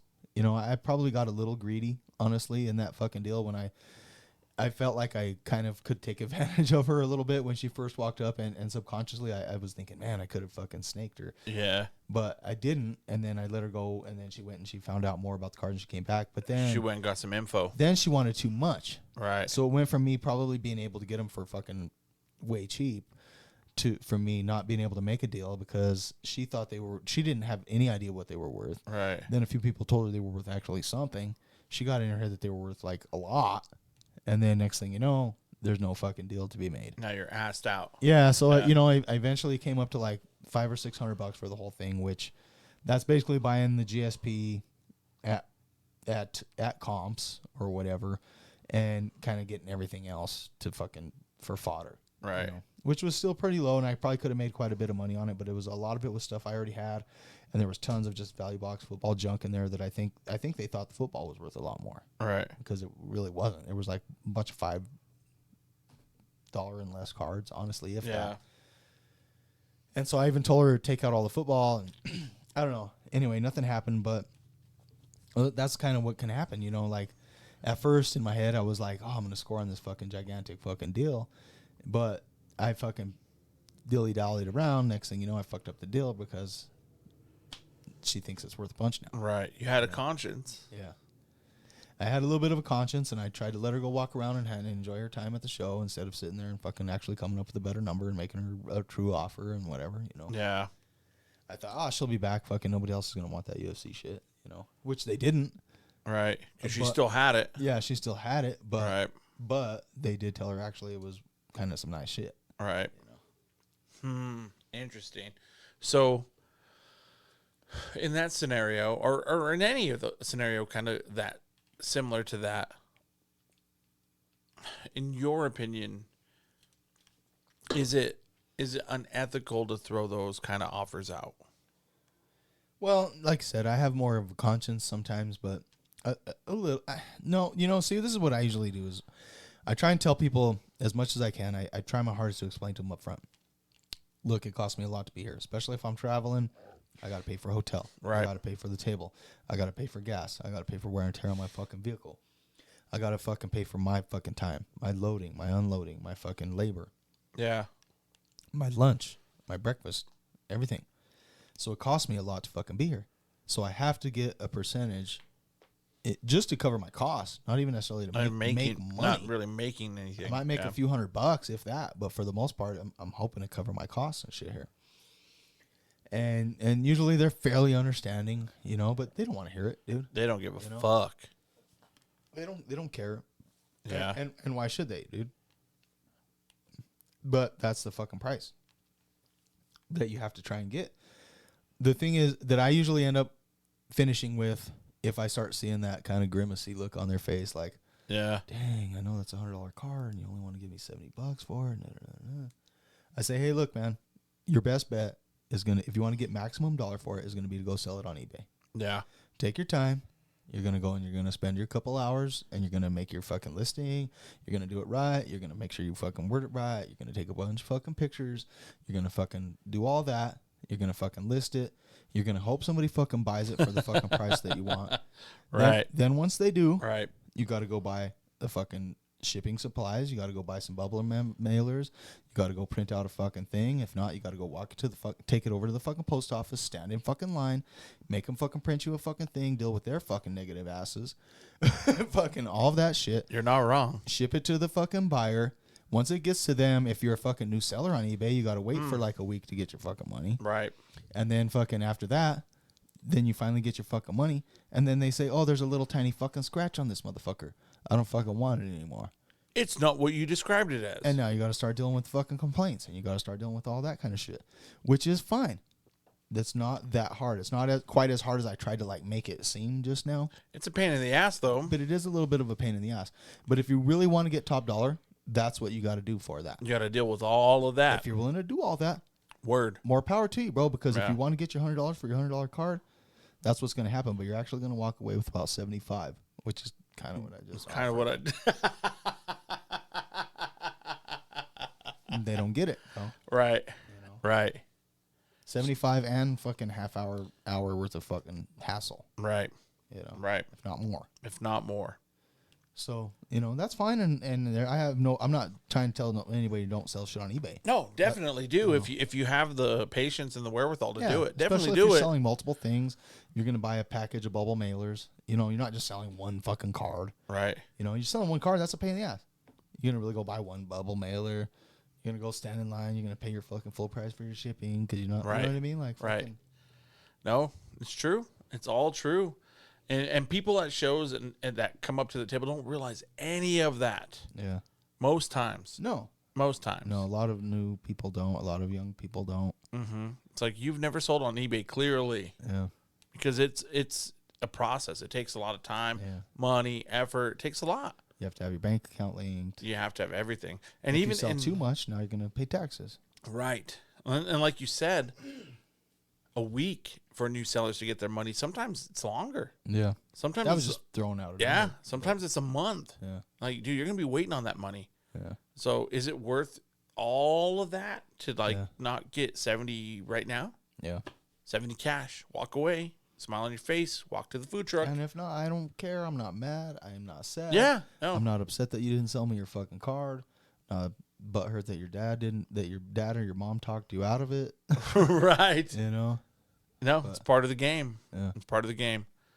I just hope somebody else comes up with some cool shit to buy. Yeah, for sure. For sure.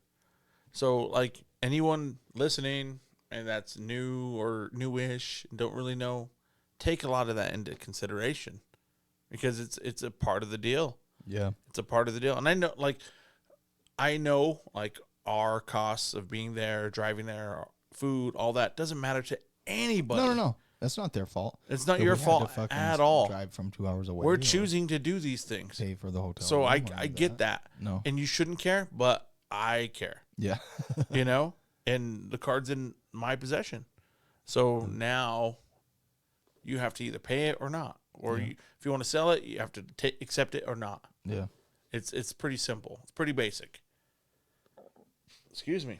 But no, dude, that was a perfect analogy of what a dealer goes through to get to the show, to do all that, setting up, tearing down. I mean, it's a lot. Yeah. It's a lot, bro. Yeah. And time matters. Yeah. And people get their feelings hurt, but if you're tactful enough about it, hopefully they just walk away with a sad face. But after they go to a couple tables, they hear the same story a few times, they're gonna get it. They're gonna understand. Yeah. Yeah. And hopefully maybe they find some dealer who PCs that card or something, and just really wants it. And you might make a better deal. Sure. You might make a better deal somewhere else. And absolutely. Hope you do. Somebody else might offer you more. Maybe I fucked up on the comps. I don't know. Yeah.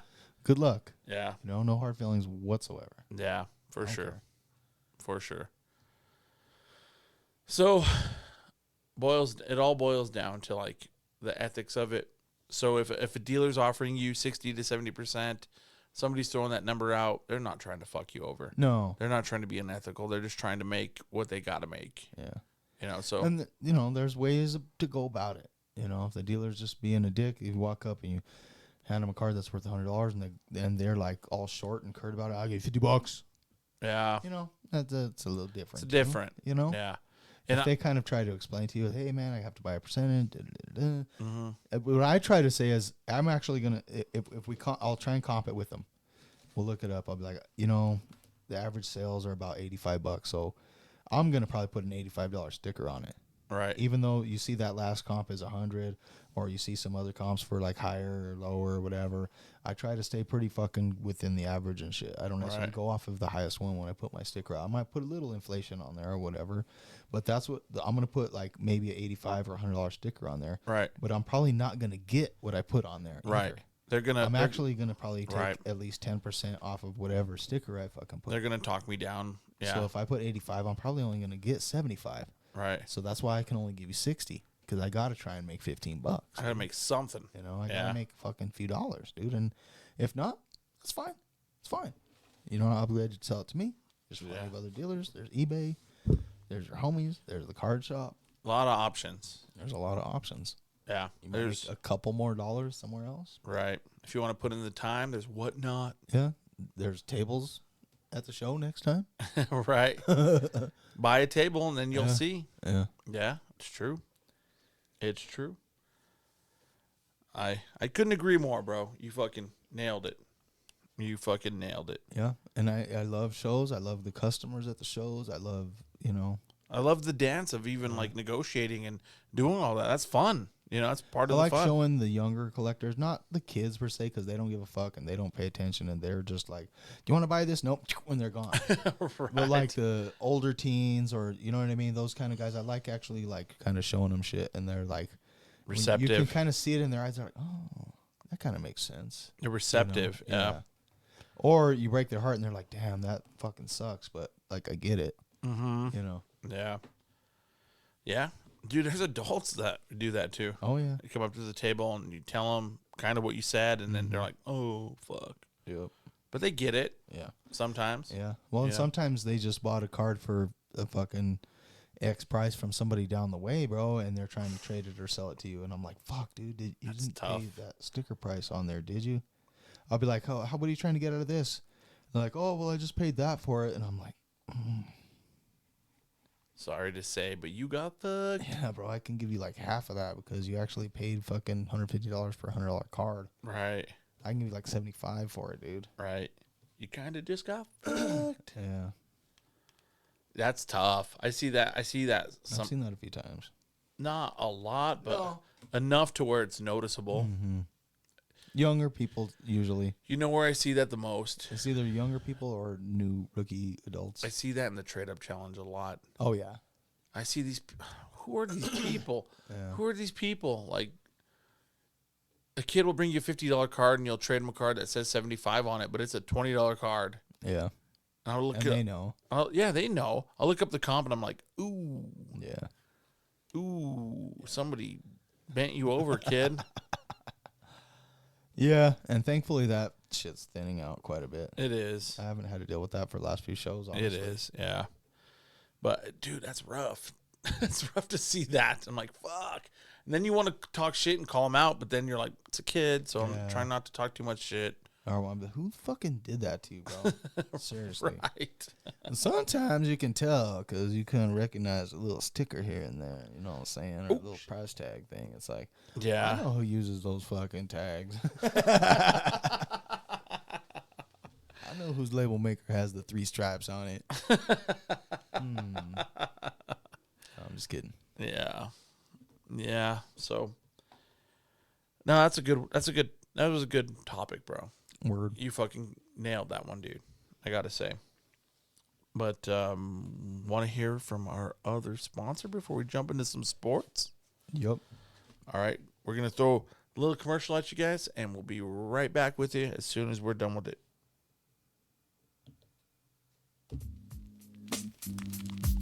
Yo, guys, if you didn't make it to that last iCard show, you definitely missed out on one of the best shows of the spring.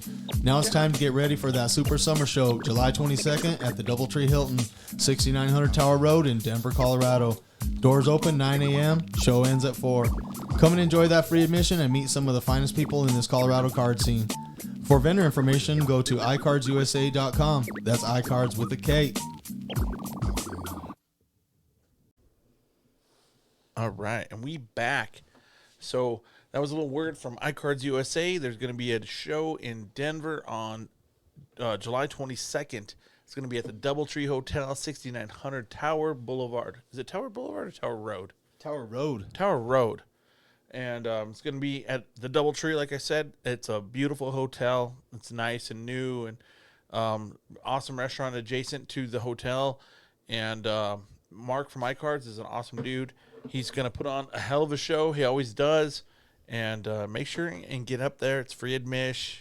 Make sure and get up there and check it out. I will be set up. Are you going to be set up at iCards? Yep. So we're in the main venue, not the hallway. Oh, shit. Jeremy's going to be up in the hizzy. The boy's moving on up.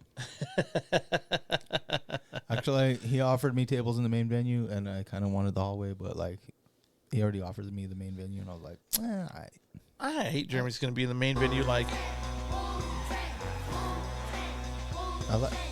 I like my little hallway spot. No, you it's get to see the hyenas walking by for breakfast. No, the hallway's not bad, bro. Yeah. It's really not. You get to see a lot of the people. You get to see everyone that's at the show, and you get to see a lot of people that aren't attending the show. They're You get just to kind of interact with a handful of people that are not even there for the show at all. Right. They're just walking by, going to the restaurant. right. You do get a little less traffic, and I do think there's a few people that don't quite realize there's actually tables out there too. I think that maybe A little. but not terribly. Nah. Not terribly, and there's some pretty cool people you get to meet that are walking through and staying at the hotel. Like, oh man, I collected cards and blah blah blah. Yeah. And Yeah, you get a lot of that. they'll start bullshitting with you. If I and- would have known there was a show. Da-da-da. yeah, that's pretty cool. Always not bad. And they're all old ladies are like, come on. But no, it's a fantastic show. If you haven't been, you definitely need to go check it out. And if you're in town, it's a no-brainer. If you're from out of town, you could fly on in, check out the show, fly on back home. If you're from a couple hours away, drive on in. Yeah. If we can do it, you can do it. That's right. That's right. But July 22nd, definitely check it out. It's going to be on and motherfucking popping. That's a fact, Jack. And if you want any table info, I think he sold out for that show. Oh, did he? I think he just posted today that Oh, he sweet. sold out. So Awesome. there's no more tables available, but there might be some standbys. You never know. Yeah, you never know. You never Throw know. your name in the hat still. So go to iCards USA. That's iCards with a K, and hit them up. Talk That's about awesome. it. Check them out. There's other shows as well. There's gonna be some more coming up right behind it. So definitely give them a fucking holla. Yep. And if you're at the show, tell them you heard about it here at the Rare Element Sports Card Podcast. But you want to check out some fucking sports, my brother? I need a moment of silence. Oh shit! And I Yeah, you're right. Yeah. have to smoke weed. I've been waiting all night. Can we get a motherfucking moment of silence for this small chronic break? And then fucking two double shots fucking made me fucking. Ooh, I need to be craving some weed. Oh shit. Yeah, dude, I was on YouTube this morning. Kind of hard with that fan blowing. My boy ain't coughed like that since back in the day. That was a 7th grade cough right there. That's about when I first started smoking. 7th grade. Yeah, I think I tried it in 6th grade. I think I tried it in 7th grade first Yeah. time. Yeah. Yeah, 7th grade. I want to say summer going to 8th. I really wasn't a stoner until probably sophomore year. Yeah, I tried it a few times, and I'd steal roaches out of my parents' ashtray to look cool and shit. And like, I think I was a stoner in freshman year. yeah, Yeah. Started smoking pretty regs with the homies. They started being stoners, so like I was part of their crew. Yeah. So we started smoking down quiet a bit. yeah. And I was a stoner pretty hard until I met my ex-wife. I was still kind of a nerd in 9th grade, getting straight A's and shit. I still got straight A's. I got straight A's until junior year, but like it all took over, and I got straight A's freshman and sophomore year. it wasn't even. A's and a few B's, but like mostly Yeah. A's. I didn't get a B until I was a junior in high school. Really? Ever. Yeah. And then when I was a junior, dude, it was over. Yeah, same. Started ditching. Dude, junior year, I might have got a couple credits, bro, because I was so stacked in I was stacked up. I was freshman ahead. and sophomore. And Dude, I then- was taking college classes as a sophomore, junior. Yeah. And Same. Yeah. And I was like, Senior to sophomore program. yep. Yeah. I'm cruising. I'm cruising. These classes are easy. And then, Taking honors classes and fucking college classes and shit. I Yep. still barely have enough credits. Yep. That's precisely my situation. Yeah, same. I graduated with a fourth of a credit extra, bro. I think I was a half a credit And extra. the only reason, you know what? How you get a fourth of a credit? No. How? Teacher's aid for one semester. Oh shit, son. You only get half of the credits or whatever. Yeah. So, It's like, no, I don't know how. yeah. Fourth of a credit. So. Wow, no shit. No, dude, I was killing it I until can't remember who teacher day I was. I don't think I ever went. But no, yeah. It all caught up. Like, everything caught up all at once. Like, first semester, senior year, everything caught up. Everything came to a head. And I was like, I had teachers like, are you coming to class anymore? Straight up. Are you going to show up? Yeah. Yeah. I had fucking Mr. Marquez fucking penis fucking cocksucker. He was a dickhead. Called my mom and told my mom, if I was you, I wouldn't order your son's graduation gown. Yikes. Dude, I was so pissed off. I challenged him to a fight. And I fucking walked out of his class. But I knew that I had that extra quarter credit. Got that quarter credit, son. No, I had a credit from Upward Bound, actually. Yeah. And I think those only counted, I don't know. You can only use, like, the main ones, like math, social studies, and, like, fucking English or whatever. And Yeah. I think it was Chicano Studies he kicked me out of. Or, well, I walked out of, basically. Right. And I think that was, like, social studies credit. Yeah, whatever. it was. And so he didn't know, Yeah. because he knew my transcripts. Like, he knew if he kicked me out and I got an F in his class that I wouldn't graduate. That was a Or he wrap. thought, yeah. Right. I was like, suck a fish. Got this, boy. You don't know about my quarter. You don't know about my quarter credit, bitch. You have no clue about that. Oh, my mom was pissed, dude. She was so mad. I still don't think she believed me. I think she was expecting to not see me at the graduation and shit, dude. Day of. And I almost... Fuck. I was a fucking stoner ass. I almost didn't get to walk through the graduation because my fucking fellow students around me were complaining I smell like bud and shit. Good assholes. What the fuck? Yeah. Damn. I almost didn't walk because I got so fucked up the night before. I was throwing up all morning. Like, I was like, dude, I don't know if I can make it. And I woke up and my brother was down from college. Like, he was going to college and he came down to stay with the folks. Mm-hmm. And Anthony Lopez, he had his graduation party the night before graduation. Oh, man. Like, why did you do that? And he was like, Torture, son. he was Mr. C. Torture. He was like the most popular kid in school, dopest party of the year, rented out the Salt Creek Rec. Like, he was gigging. And we were passing around bottles of fucking hard liquor. And, like, it was the best party of the year. Night before graduation. I didn't get home until, like, 3 a.m. And we were the early class, so we had to be there at 7. I got home about 3, passed out, woke up about 6, threw up probably 4 times. Oh, man. And I was like trying to take a shower, trying to get ready, and my brother was like heard me, and he's like, "Dude, are you okay?" I'm like, "No, bro, I'm not okay." Are you gonna die? I was like, "I don't think I'm gonna make it, man. I might fall out." And he's like, "You have to," because like it was tight. I had to pass every class the second semester of senior year to graduate, and I did. It was great. I did it. You know what I mean? I did it. And so it was dope, but I was like, dude, I got way fucked up, like ridiculous. And he pulled my ass out. This is heathens to my brother, like fucking awesome on you, bro. He pulled me out of there and he's like, get your fucking clothes on, get ready. I'm going to take you before mom and dad get up so they don't see you fucking idiot. So he did, and I got ready, and I threw on my cap and gown, got my fucking shit ready, and we're driving to the graduation. He was taking me, dude, and I was like, pull over. Pull the fuck over. Pulled over, bro, over by PMI. Man. Gave it hell again. Like, I didn't know I had that much in me, like, inside of my body. Like, I couldn't throw up anymore. Yeah.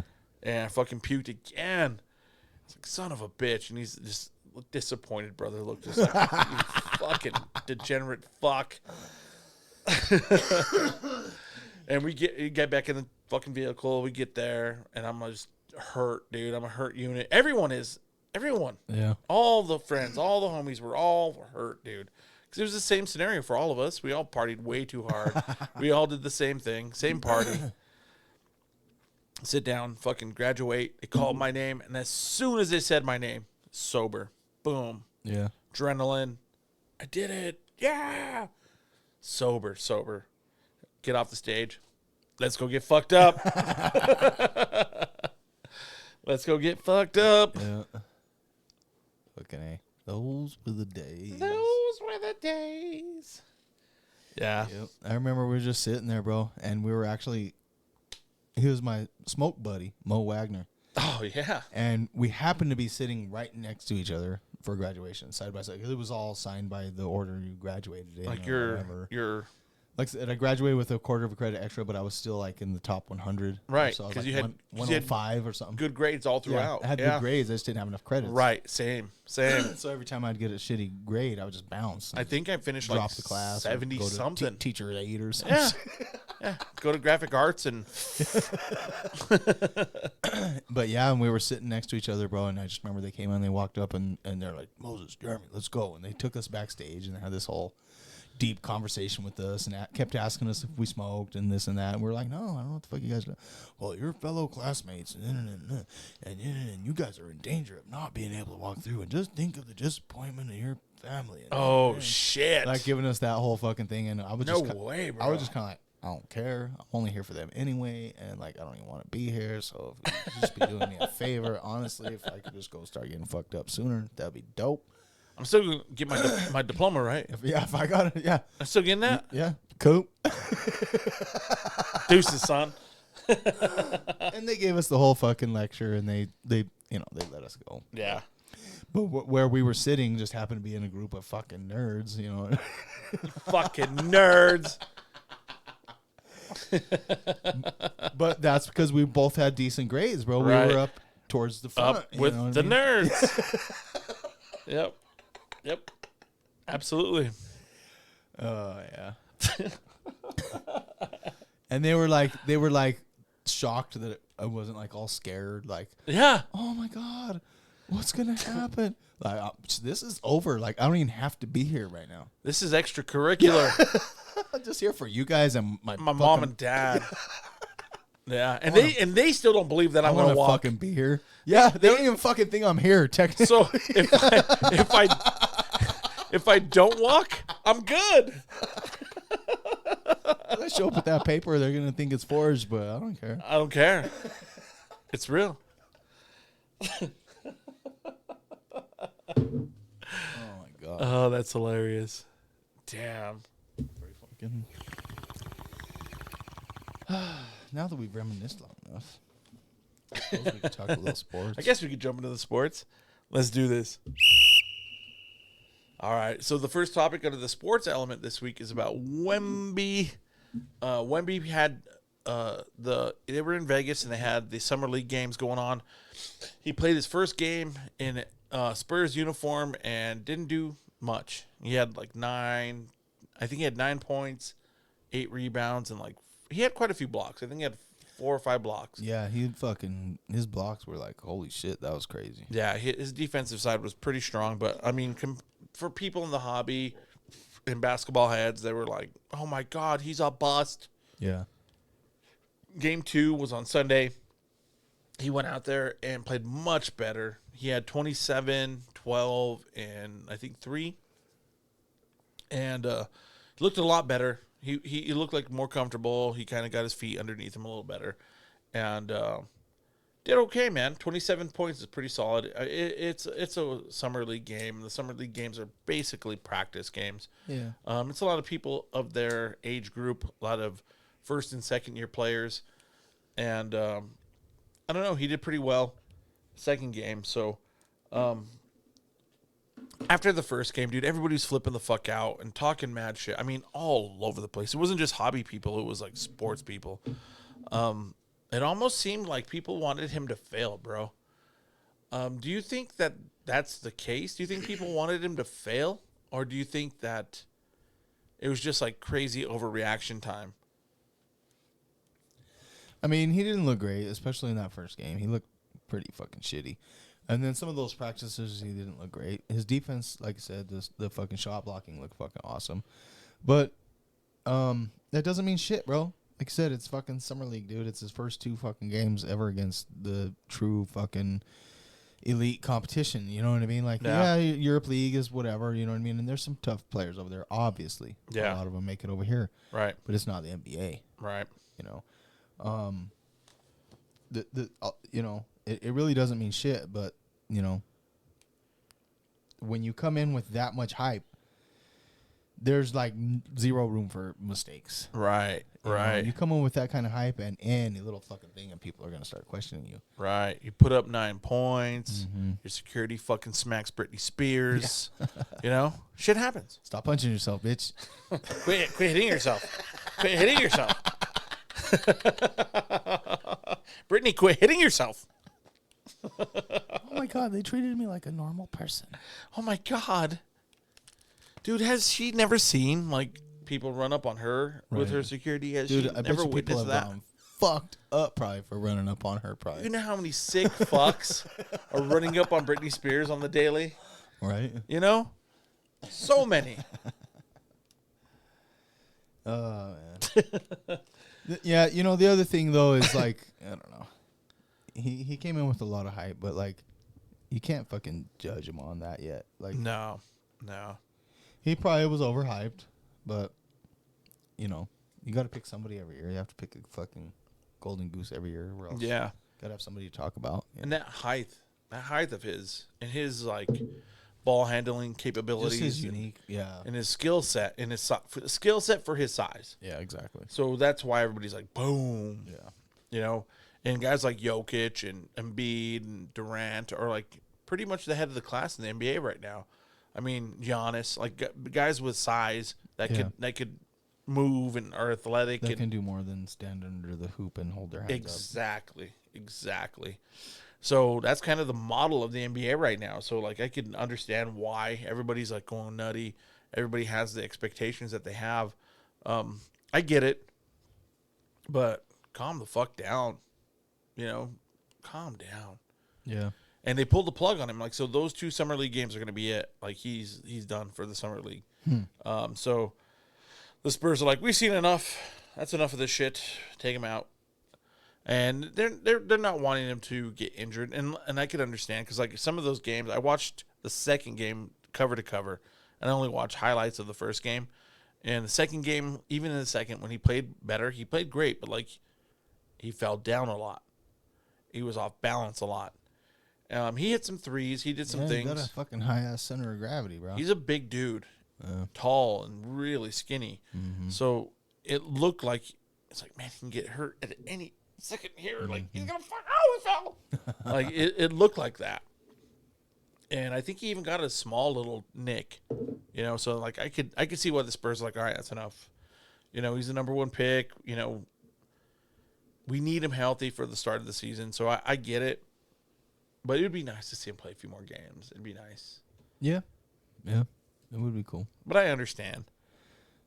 Yeah, I mean, but fuck, dude, if he's that fragile, fucking, he's gonna get hurt eventually. Yeah, if you're worried about him getting hurt in preseason, and I don't know, maybe there's something to be said about the recklessness of the summer league shit. Maybe some of those guys are going a little hard, trying to prove a point. Right, they're trying to make a team. Yeah. They're trying to make teams. They're trying to like prove I wasn't a bust. Yeah. So yeah, and irregardless of what he does in the summer league, he's not starting. You know, right. He's just inserted directly into the starting lineup, regardless of what happens. Yeah, yeah, he's gonna be that guy. It really doesn't matter what they can put on TV. Yeah, so. That's true. Is there like with all the hype, like you said, he has a ton of hype, all that. With all the hype, do you think that there's anything that he could do to actually shut people the fuck up once the season starts? Like, what does he have to do in order to, like, just calm everybody down and, like, relax all the haters, dude?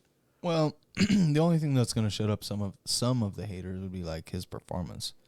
And that's only going to be some, bro. Like, it doesn't matter how fucking great you are. Someone's always going to be yapping. Yeah, you know, that's true. It's true. We've talked about even in Jordan days, bro, like the generation before us, most of them hated that motherfucker. Yeah, they did. A lot of them finally grew to like accept the fact that like, holy shit, that was kind of actually pretty awesome. That was pretty special. But like, dude, like my dad's generation, like you know, probably your dad's generation. I don't know how your dad felt about Jordan per se, but dude, he was always talking shit. Really? You know, like not like hardcore because we weren't like gigantic basketball fans, but like, yeah. Oh, he's fucking cocky ass ball hog. Look at him fucking. walk around with his tongue out and and like, you know, like I Yeah. heard a lot of the older guys maybe 10 or 20 years older than me. That was their that was their take. Right. He was a Right. cocky young punk. I heard a lot of that. Cocky young punk that Right. didn't share the ball, and that's not how you play basketball. Right. You know. My dad was a Jordan fan. Yeah. He loved him, but my uncles and a lot of Yeah. other people of his age, I heard Yeah. a lot of the same Yeah. same kind of stuff. But my dad in particular, like we watched all those Bulls games, like we watched all those runs back in the 90s, and he loved Jordan, but he still says he's a ball hog Yeah. to this day, and he's a Jordan guy. Dude, I took him to the Castle Rock show when Christian was having shows, and my dad bought a fucking Jordan card, you know. So he's a Jordan guy, Yeah. but he still says he's a ball hog, dude. Still does. Always. He's like, Jordan got the whistle, and he used to hog the ball quite a bit, and he still dropped that. So it's a pretty popular sentiment of those guys. Yeah. Yeah. And you know, it's just how it is, bro. Yeah.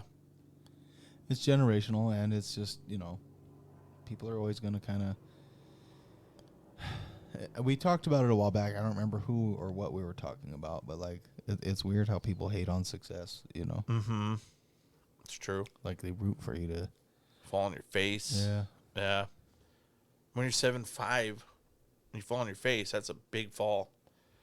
That's a big fall. And his cards are still, I mean, they're still going nuts. Oh, yeah. Still going nuts. Yeah. I mean, there's no reason for them not to yet. I mean, if he had both games like that, people might have started freaking out a little harder. But. Yeah. Yeah. And I'm telling you, man, Scoot Henderson, keep your eye on Scoot. Scoot Magoot. That kid is real, bro. He's the real deal. He got hurt in the summer league. He tweaked his shoulder. But he's a day-to-day. He's not, like, seriously injured, but, like, he's going to be a player, bro. He's going to be a player. And I'm not telling you who to buy. I'm not telling you who to go get, but I'm going to load up on Scoot. Yes, he is. He just told you that right now.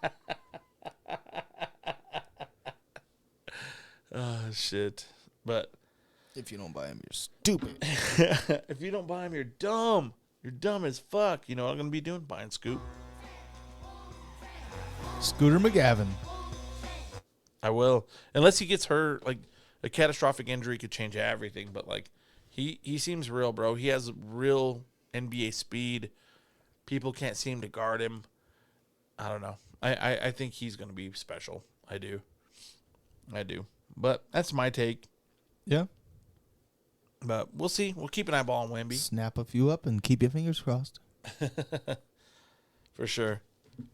But don't go flipping out about Wemby. Don't do that. I mean, how can you at this point? But we'll move on, bro. We'll move on. We'll jump out of that and jump into our second sports topic, which is the Home Run Derby. That shit went down last night. It was in Seattle. Did you happen to catch any of it, bro? No, I totally fucking spaced it, bro. I do enjoy watching the Home Run Derby, although I saw a few people bitching about the format. I thought the newer format was better. The last few that I saw, I thought were pretty exciting, but I don't know. There were some people complaining about they should go back to the old 10-out format or whatever. But Yeah. I don't dig that because if you get a few shitty pitches, you're fucked. You're fucked. You know? Yep. I agree. No, I like the format. I think the format's sick. Yeah. You I know, think that was just people bitching because they fucking lost money. the- You can fucking bet on that shit, dude. you can. Oh my god. Yeah, you can. Like, yeah. It's the usual. I lost money. Fuck this shit. Yeah, you can bet on anything. For sure. You definitely can. So Vladdy won it. Vladdy was the champ. Final round, he hit 25, and he got an extended 30 seconds on top of his first 30 for hitting two bombs over 440. And he hit one like 453, then like 441. So he got an extra little bit of time. Mm-hmm. And in that extended time, he pushed his lead out a little bit. He actually set the record for most homers in the final round. So, you know, by that time, guys are tired. They've been swinging a lot. Yeah. So he did pretty well. Rosarina came firing at him, though. I think he had 21 going into his bonus time, and he only had 30 seconds bonus time. And I think he ended up with 23 in that 30 seconds. He had a lot of fucking pop-ups, and he couldn't get in a groove in that last 30. But he had a chance. it was exciting. He had a chance. But Julio Rodriguez set the all-time record in the semis, I believe. Was it the semis or no? Might have been the first round. Might have been the first round. But he hit like 41 homers. I read that. I thought it's. Yeah, I don't know. I thought it was the second round, but It might have been the second round. I could be wrong. Yeah, and he, yeah, dude, he fucking went nuts in front of the home crowd. He hit 41, set the all-time record. He beat Vlad's all-time record, which was kind of cool. And then Vladdy was able to go on and fucking do it. But they were there in Seattle, and it was dope because Ken Griffey Jr. was there, and Marshawn Lynch was there, and Marshawn had like this big home run derby like necklace, and it had like a spinning like compass thing. Yeah. It was The little dope. medallion. Yeah, it was dope, and he was wearing it, and he kept like shouting it out and like Yeah. pointing at it. And then when Vladdy won, he came over and like gave him that, put it on him. It was pretty sick. That's cool. Yeah, it was pretty cool. It was cool to see Marshawn too. I'm a big fan of his. He's dope. Yeah, that's fucking pretty cool. But Vladdy won it. I think it was 17 years after his dad won it. Yeah. So that was pretty dope. Yeah, that's pretty cool to see a father-son duo win, something like that. That's what's cool about baseball is the the family, the duos, the father and son duo. The connect, yeah. It's a little different. I mean, a lot of the other sports, there's other people who There's a few. their kids have played or whatever, but baseball is a little different, bro. It seems like there's more of that. It's just more of a connected, like, it's just more of like a family feel, I think, within the team as it is, bro. So then it makes it more okay to like have your kids around and like hanging out in the clubhouse and like, Yeah. these guys are like teaching them secrets, when Showing they're them some little, stuff, dude, yeah. so they're learning a few things, and I don't know, it's just it's real romantic like that, For sure. For sure. And baseball's like it's special because like you have to learn as a small kid how to hit a curveball. Like you have to learn how to you have to learn these things. You have to learn those things when you're small. If you wait too long in baseball, you're not going to be competitive. And these, like you said, these guys, their dad played. They have players all around them all the time, so they pick up stuff real young, and it's always a thing. And it was cool because Vladdy was up there, and after he went up to bat, he hit his final round, and then they showed him, and he was on the phone talking to his dad. He was like talking to his pops on the phone. That was pretty sick. Yeah. And then Bo Bichette was there, who's also another kid of Dante Bichette, obviously, and he was there like cheering him on, and it was pretty cool, bro. It was pretty cool. I gotta say, it was a lot of fun. Yeah, I enjoy it, bro. I like that better than the actual game. Yeah, usually, yeah, I do too. But Yeah, of all the sports, like that competition, the home run derby is just the best one. yeah, It's just special. There's something there to it. There's mystique. yeah. And the home run derby, I mean, the slam dunk could be kind of like that if the main guys would participate. Right. It used to be. Yeah. It used to be. Not so much anymore. Even the home run derby, there's a few. If it's not like Trout's ever in there. Yeah. Like Yeah. Ohtani was last year. yeah. That'd been cool if he had been in there. I mean, he did have he has a fucking blister. Yeah. He has a blister. Me too. I was doing yard work all day yesterday, but I'm still gonna do it tomorrow. Yeah. So I mean, I get it. You don't want him. I mean, he's a fucking generational player. You don't want to push any injuries with that guy. So I get it. But I mean, if it was 20 years ago, you wouldn't even have heard about that blister. Yeah, it's like we said a while back too. These guys are not. What am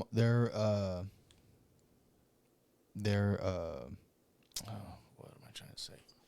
They're like a product, These Right, they're a commodity. They're a commodity. Yeah, that's what I was trying to say. Yeah. The company owns them, and they are trying to protect their investment, dude. And any little nick or bruise or fucking scrape or fucking anything, Yeah, you're right, for sure. Like, oh, don't fucking dent my Ferrari, motherfucker. can't we just take it for one cruise for this fucking cool ass fucking show for fucking so the whole world could see and enjoy and appreciate how awesome it is? We just take it around the block one time. Nope. Absolutely not. Nobody gets to watch it. We can't sell the rights to it. Nope. Not for like 3 more years when it starts limping.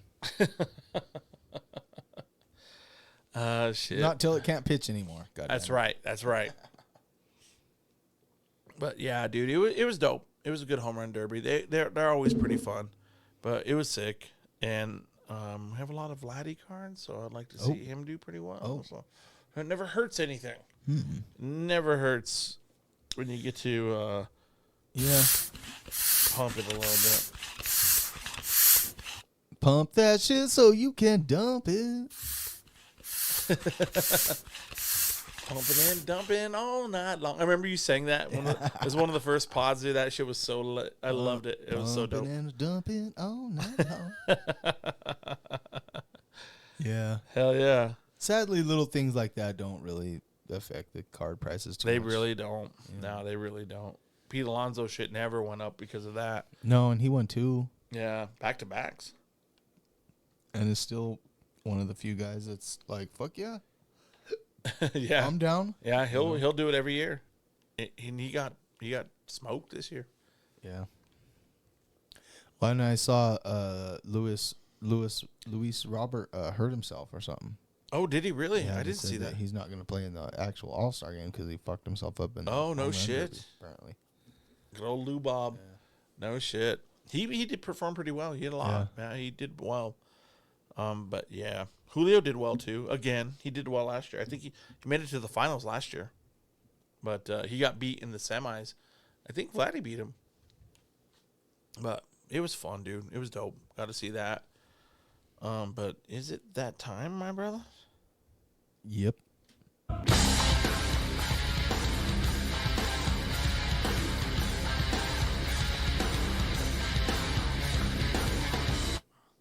As I puff away on this fucking roachy ass bowl. I'm gonna have to pack a freshie. I think this bowl's been recycled for like 3 pods. Is it a 3-potter? Yeah, it's basically just like a roach in the bottom of there. So, obviously, fucking, we got together fucking this last Saturday, rearranged the little Stu studio, got it fucking looking pimp fresh back here. Yes, we did. Got me a nice little fucking new OnlyFans viewing fucking studio back here. OnlyFans coming soon. Jeremy's OnlyFans. No, and then after that, we grabbed us a little pie and fucking watched some UFC. Fucking hell yeah, tore up some bomb ass pizza and we kicked back and watched the UFC. Fucking Robbie Lawler took on Nico Price. Fucking smoked that fool in his swan song. About I'll drop that motherfucker. 30 seconds. 30 seconds. Yeah, he fucking smoked that fool. Yeah. And I think I was saying last week, he had announced that was going to be his last fight. So I was a little curious if he was going to come out fucking fighting or not. And yeah, he definitely. He sure did. He definitely did. So that was pretty cool to see. It's always cool to see Cowboys ride off into the sunset. Yeah. Kind of a sucker for that. And then Bo Nickel knocked out Val Woodburn in about 30 seconds too. That was another one. I mean, he was kind of a stepping stone. He was definitely, he was ranked. He was 7-0, but he was kind of a guy that obviously his opponents were not the level of Bo Nichols and shit. So. Yeah. I did see a thing where Dana said something about they're definitely not trying to rush him into the top 15 or anything, so they're probably just going to keep feeding him tomato cans until fucking... Right. Until he gets his record beefed up a little bit. Tomato cans. Dude, that's sick. So, I mean, I guess that's good for anybody that has some of his cards. I got a couple stashed, I think. I don't think I have anything, any autographs or anything sick, but I've got a couple colors, rookies and shit. Yeah. That lightweight battle between Dan Hooker and Jalen Turner, that was a fucking good one. Yeah. Dan Hooker decisioned him, but that dude broke his fucking orbital and his fucking arm in that fight, bro. Damn. So he had a fucking broken fucking orbital socket, dude. His fucking eye bones were fucking busted. And it was like, dude, that shit wasn't like just a crack either, bro. No, that shit was like it was a compound fracture. it was fucking yeah, dude. Oh, yeah. It was compounds in here, bro. That shit fucking sucks. It was no joke. So guaranteed he's getting plates and pins and all that shit, bro. So Whew.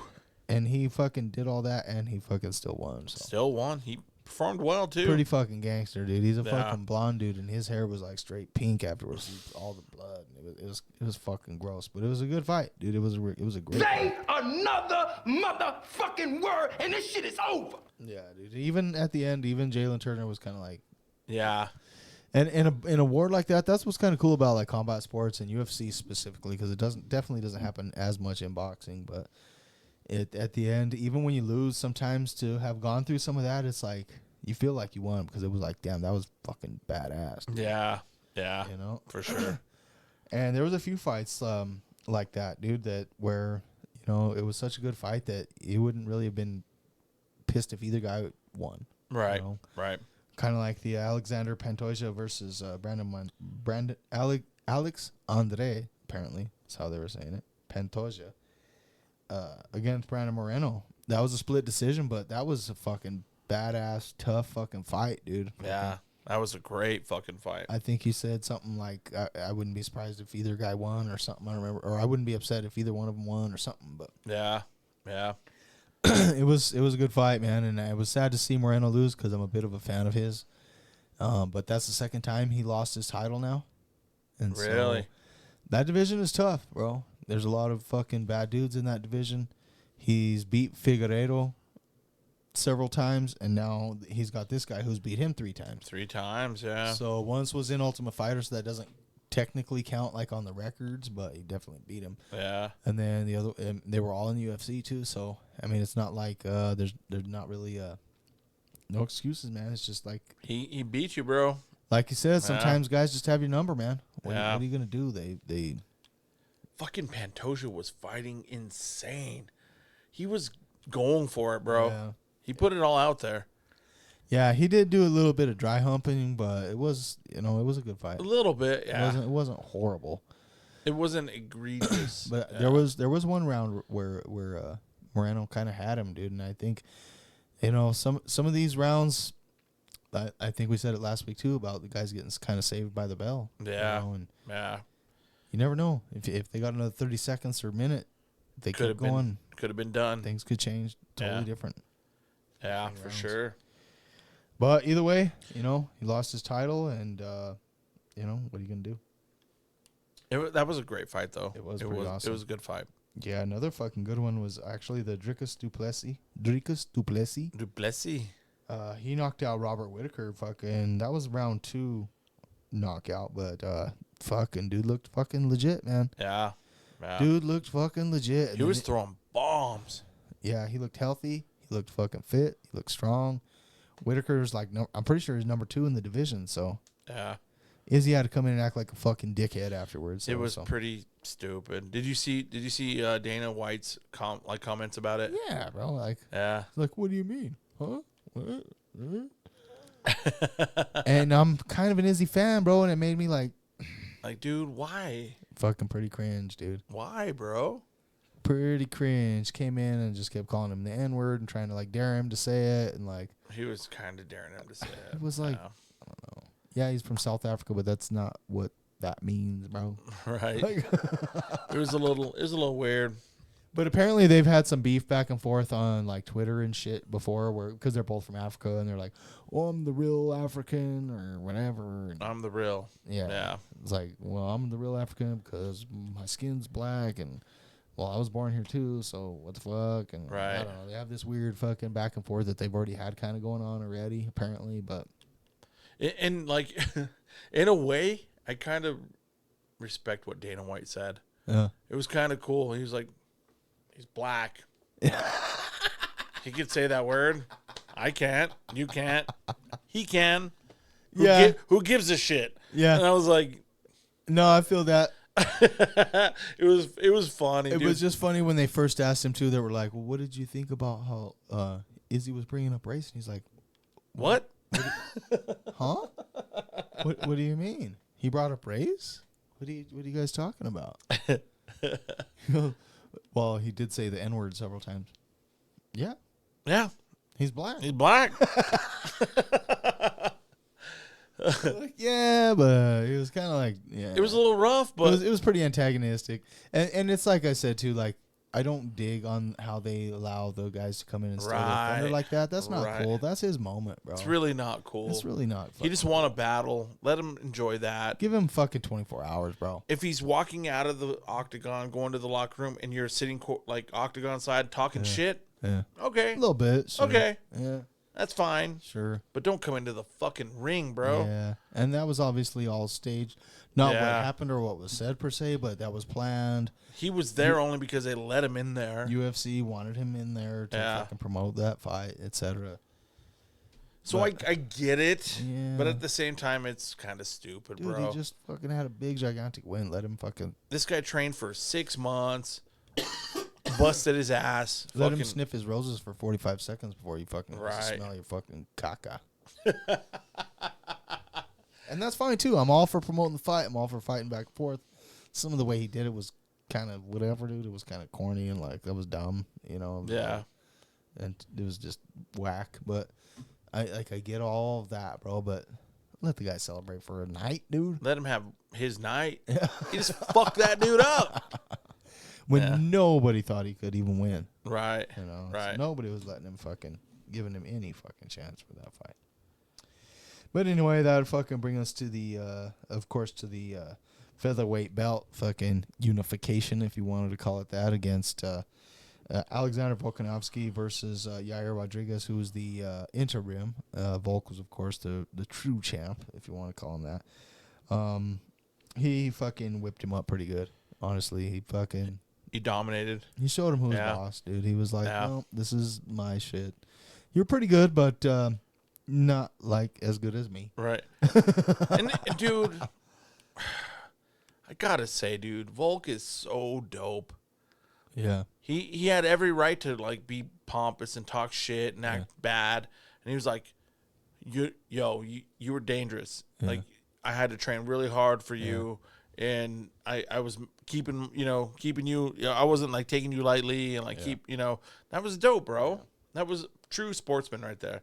And right after he just whooped his fucking ass. Right. They literally pulled him off of him like just bombing on his face like 30 seconds ago. And he had he was humble enough to be like, yo, good fight. Like, dude, it was sick. Yeah. It was sick. Mad props to Volk. Yeah. Well, apparently he was a pretty big rugby player before. Volk was? Yeah, he was like actually semi-pro or whatever, but like he was like the MVP of like the semi-pro fucking rugby league. Oh, no shit. So he was actually a pretty stocky little dude. He was like 2-something. He weighed like two something. So he was a fucking pretty massive little fucking squat little fucking hedgehog looking motherfucker. But he's a tough, cool dude, man. He's got respect for the game. He's got respect for fucking humans. Yeah. Seems. You Yeah. know? And he has respect for the sport. Yeah. You know, he'll like when we watch him fight Islam, and then this week with Yadier, dude, anytime they get a good hit on him, he'd give him a little nod, like, nice, that was a good one. Too bad, not too bad. That was a good one. Nice hit. Like, he's a good sport, bro. Yeah. In UFC, it's rare to see, kind of. Yeah. Yeah, there's a few guys like that, but usually that is I don't want to say frowned. It's not frowned upon, but it's not celebrated the way that the heels can be celebrated. Right. The Conor McGregors and the fucking, the guys Sean that just O'Malley's. talk shit and like say they're better than everybody else, regardless, even if they've lost to them, they still, and that's cool too. Like whatever, there's two sides to the coin, and it's all entertainment for the most part. But yeah, usually the guys that have that sort of mentality don't get celebrated as much. That's true. They don't get the airtime. They don't get the love. They don't get the hobby love. They don't get the respect. But that dude it's impossible to not like him. How do you not like him? Yeah, it's true. And he wants to fight Islam again for that title again. And Dana said, go for it, dude. Yeah, that'd be sick. So, dude, Islam got saved by the bell in that Volk fight too. Like it's looking like that might happen. It might be fucking another one. Have to get together and watch that shit. Oh yeah, for sure. I am Dizam. We might even like go live. We're thinking about doing a That would live. be cool. Thinking about doing a live UFC thing on YouTube. We might go live with it and just like kind of do this, but just watching the fight. We should go live like every time we're at a card show together, even if it's just for a few minutes walking around off of our phone, bro. Yeah. You know? Yeah, you right. You right. Yeah, you don't have to be all fucking studioed out and badass cameras and shit. We can just walk around through, fucking spend 2 minutes on walking through a show real quick and be like, yeah, you right. We live at this and that show. Here's a couple of our homies or something. Yeah, for sure. You know?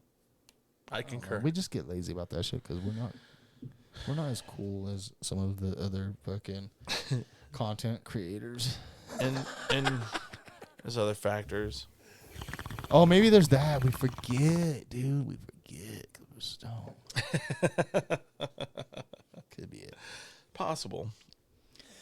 But yeah, you know, that was a fucking dope night of UFC fights. It was the best fights all the way through the card in a long fucking time. I've seen better fights. I've seen, you know, a night where there might have been a couple of better fights, but fight after fight after fight after fight all fucking night long. Even the prelims were pretty fucking dope, bro. Yeah. So that was pretty cool. It was nice chilling with you, homeboy. Yeah, absolutely. It was a great time. Pizza was off the chain. It was actually pretty fucking good, PFG. Yep, pretty good pizza for sure. Yeah, so next week you're going to have a little fight night at the Apex. Nothing major going down. One of my ladies, Norma Dumont, is going to be in the women's featherweight against Chelsea Chandler. Chelsea Handler. Yeah, I was going to say, that sounds like some lame female comic or something. I think that's a little different. Chelsea Chandler. So, you know, I'll be watching for that badonkadonk in that fight. And then Holly Holm in the women's Bantam is going to take on Amira Buena Silva. So, you know, there's a few other fights that night, but nothing, you know, it's another one of those fight nights where there's not a ton of huge names, but that doesn't mean you shouldn't probably watch it because there could be some badass shit. Yeah. Everybody has to start somewhere. Sometimes, you know, some of the most exciting fights are between unranked fighters or whoever or whatever. Yeah, for sure. There's also in some other UFC fucking news. Apparently, now that Amanda Nunes has retired, Ronda Rousey has regained her confidence. Oh, no shit. No shit. And is supposedly talking about trying to re-enter the UFC. Wow. I think, well, she's in the WWE, and I don't think she's overly popular over there. I don't think, you know, she's not a huge, gigantic name over there, so she probably needs some money. And I'm actually kind of a Ronda Rousey fan, in a sense where she, if it wasn't for her, a lot of these fighters now wouldn't even be around. She was definitely the pioneer for women's MMA, and she UFC was, for yeah, sure. yeah. There were other women's fighters in Invicta and Strikeforce and some of the other leagues, but when she did it in UFC, as dominant as she was just running through people. That's what made people tune into the women's fights. Yeah. And if it wasn't for her doing what she did, it wouldn't be as big as it is now. There's no way. Yeah. That being said, the level of competition is she's here and right. they're there now. Right. Because of her, she opened the gates. But these chicks have been training with men. They're training with dudes double their size. I mean, they're fucking. They're getting after it. It's different. Yeah. Ronda Rousey is a badass fucking jiu-jitsu player. Her mom was, I think, an Olympic jiu-jitsu. They call it player. Right. Athlete, whatever. She may have even been or tried out or almost made an Olympic team, something. Oh yeah. I'm not sure, but judo is fucking pretty gangster too. Yeah. You know? So. That was her claim to fame, and her forte was she would do a judo throw, boom, she'd get him in an arm bar, tap him out. Done. Yeah. She did have one or two fights where she actually threw some hands and knocked some chicks out. And then as soon as she thought she could do that for real, she got smoked. She got the smoke. Holly Holm said, bam. So, yeah, as soon as she started going against, like, true strikers or anybody that could do both, she started getting dusted pretty quick. Yeah. You know, I would still watch, obviously, but at this point, it might be one of those things where And I hate to say it, but UFC kind of has been getting a little more and more gimmicky. Yeah. They're doing things to sell fights that They did merge with WWE. it's not always just trying to see who's the baddest. Right. Sometimes it's whatever's the most dramatic or whatever. Who's just going to sell the most fights for whatever Right. fucking reason or another. Tickets, man. Tickets and clicks. Yeah. And, that's their business. I get it, but that's why the Rockies are still getting away with fucking selling tickets to their fucking sunset shows. It's true. Yeah. So It's true. it's all good. It's all good. Still love to watch, and I'm a fan of sports always. I don't always watch as much as I would like. Obviously, I missed the damn home run derby yesterday. That would have been sick. Yeah. Sounds like it was a good one, but It happens, bro. puff puff pass. Yesterday was a busy day in the old fucking yard too. Yeah. Yeah. You have some projects going on, so Yeah, I'm catching up. yeah, for sure. But right on, bro. Right on, my brother. That's all I got for the pod this week. You got anything else you want to hit up before we get the fuck out of here? Well, I just want to fucking say thank you for everybody for listening for 100 episodes. Thank to my homeboy for getting this fucking shit rolling. Yes, sir. Because if it wasn't for you, we wouldn't even be doing this shit. Thanks to anybody who supports, shares, likes, fucking subscribes. Keep it up. We could definitely still use plenty of support. Anybody who's interested in maybe a little bit of swag, a little merch, we got a couple shirts. We so got hit some us shirts. up. That's I right. know there's got to be a couple homeboys, a couple day ones who haven't quite gotten one yet. Mr. Cards, maybe hit us up. Throw me a little addy. I know we've made a card deal. I don't know if I got your address somewhere on file, but hit us up. We'll slap you a shirt, homeboy. Absolutely. Fucking, And we're gonna get you on. We're gonna get you on for sure. cool. That works too. Yeah. We're gonna get you on for sure. I've been slacking. That's my bad. Yeah. We've got a little reaching out to do probably, and a little networking probably to do. But we've got Aaron has a life. I don't. I'm just lazy lately. But I'm getting there. I'm getting my fucking shit together. I'm trying to fucking figure a few things out and see what I want to be when I grow up. And I think we'll see. But anyway, we appreciate everybody, and any support helps. The more the merrier. Tell your friends. Fucking like, share, subscribe. Anything we talked about, throw us your opinion about it, dude. If you fucking think we're talking shit, or if you think fucking something different, what do you guys think about some of the stuff we talked about for the fucking Fanatics, Tops? Fucking throw some comments down. Even those help, dude. Even just the comments, any of that stuff's gonna fucking trigger that algorithm to fucking bring our shit up to the top, and maybe somebody else might get to see it and fucking laugh along with us. So, Absolutely. I think that would be kind of cool. Absolutely. I concur. Everything he just said. Double that. Yep. Double that for Yep. sure. And if we can get maybe a handful more YouTube subscribers, we'll do another little giveaway. I've got that spare box of Bob Ross cards. I don't know if anybody's interested in that. But that's kind of fun, It's some fun. fucking- Absolutely. Some cool shit like that. Of course, don't forget to hit up the Micro Mini National in Pueblo, Colorado on the 29th. Yep. Along with the other shows that we've pumped, as far as our sponsors, of course, a fucking couple of dope motherfuckers. But hey, we're just trying to be like them. I'm just trying to be like you, John Scanlon. FNA. That's right. If I could be half the dude you are, man, that'd be awesome. Yeah, You're fucking pretty cool, dude. he's aight. But yeah, dude, thank you so much, dude. It's been awesome. 100 episodes. Yep. Fucking dope. Improving all the time. Yep, absolutely. What do you guys think? Think it's getting better? I think it's getting better. I think it's getting better. I think the drunker we get, the better it gets too. I mean, we got kind of buzzed tonight. I got pretty buzzed out. Yeah, you gonna be good to drive, dog. I think so. All right, drink of water. I have a little bit of time. But Word. cool. But thank you guys so much spending some time with us and giving us a little bit of your day. And we couldn't thank you much. We couldn't thank you any much more than fucking what we did. FNA. But appreciate you guys, and we will be back next week. You can count on that. Peace. Peace.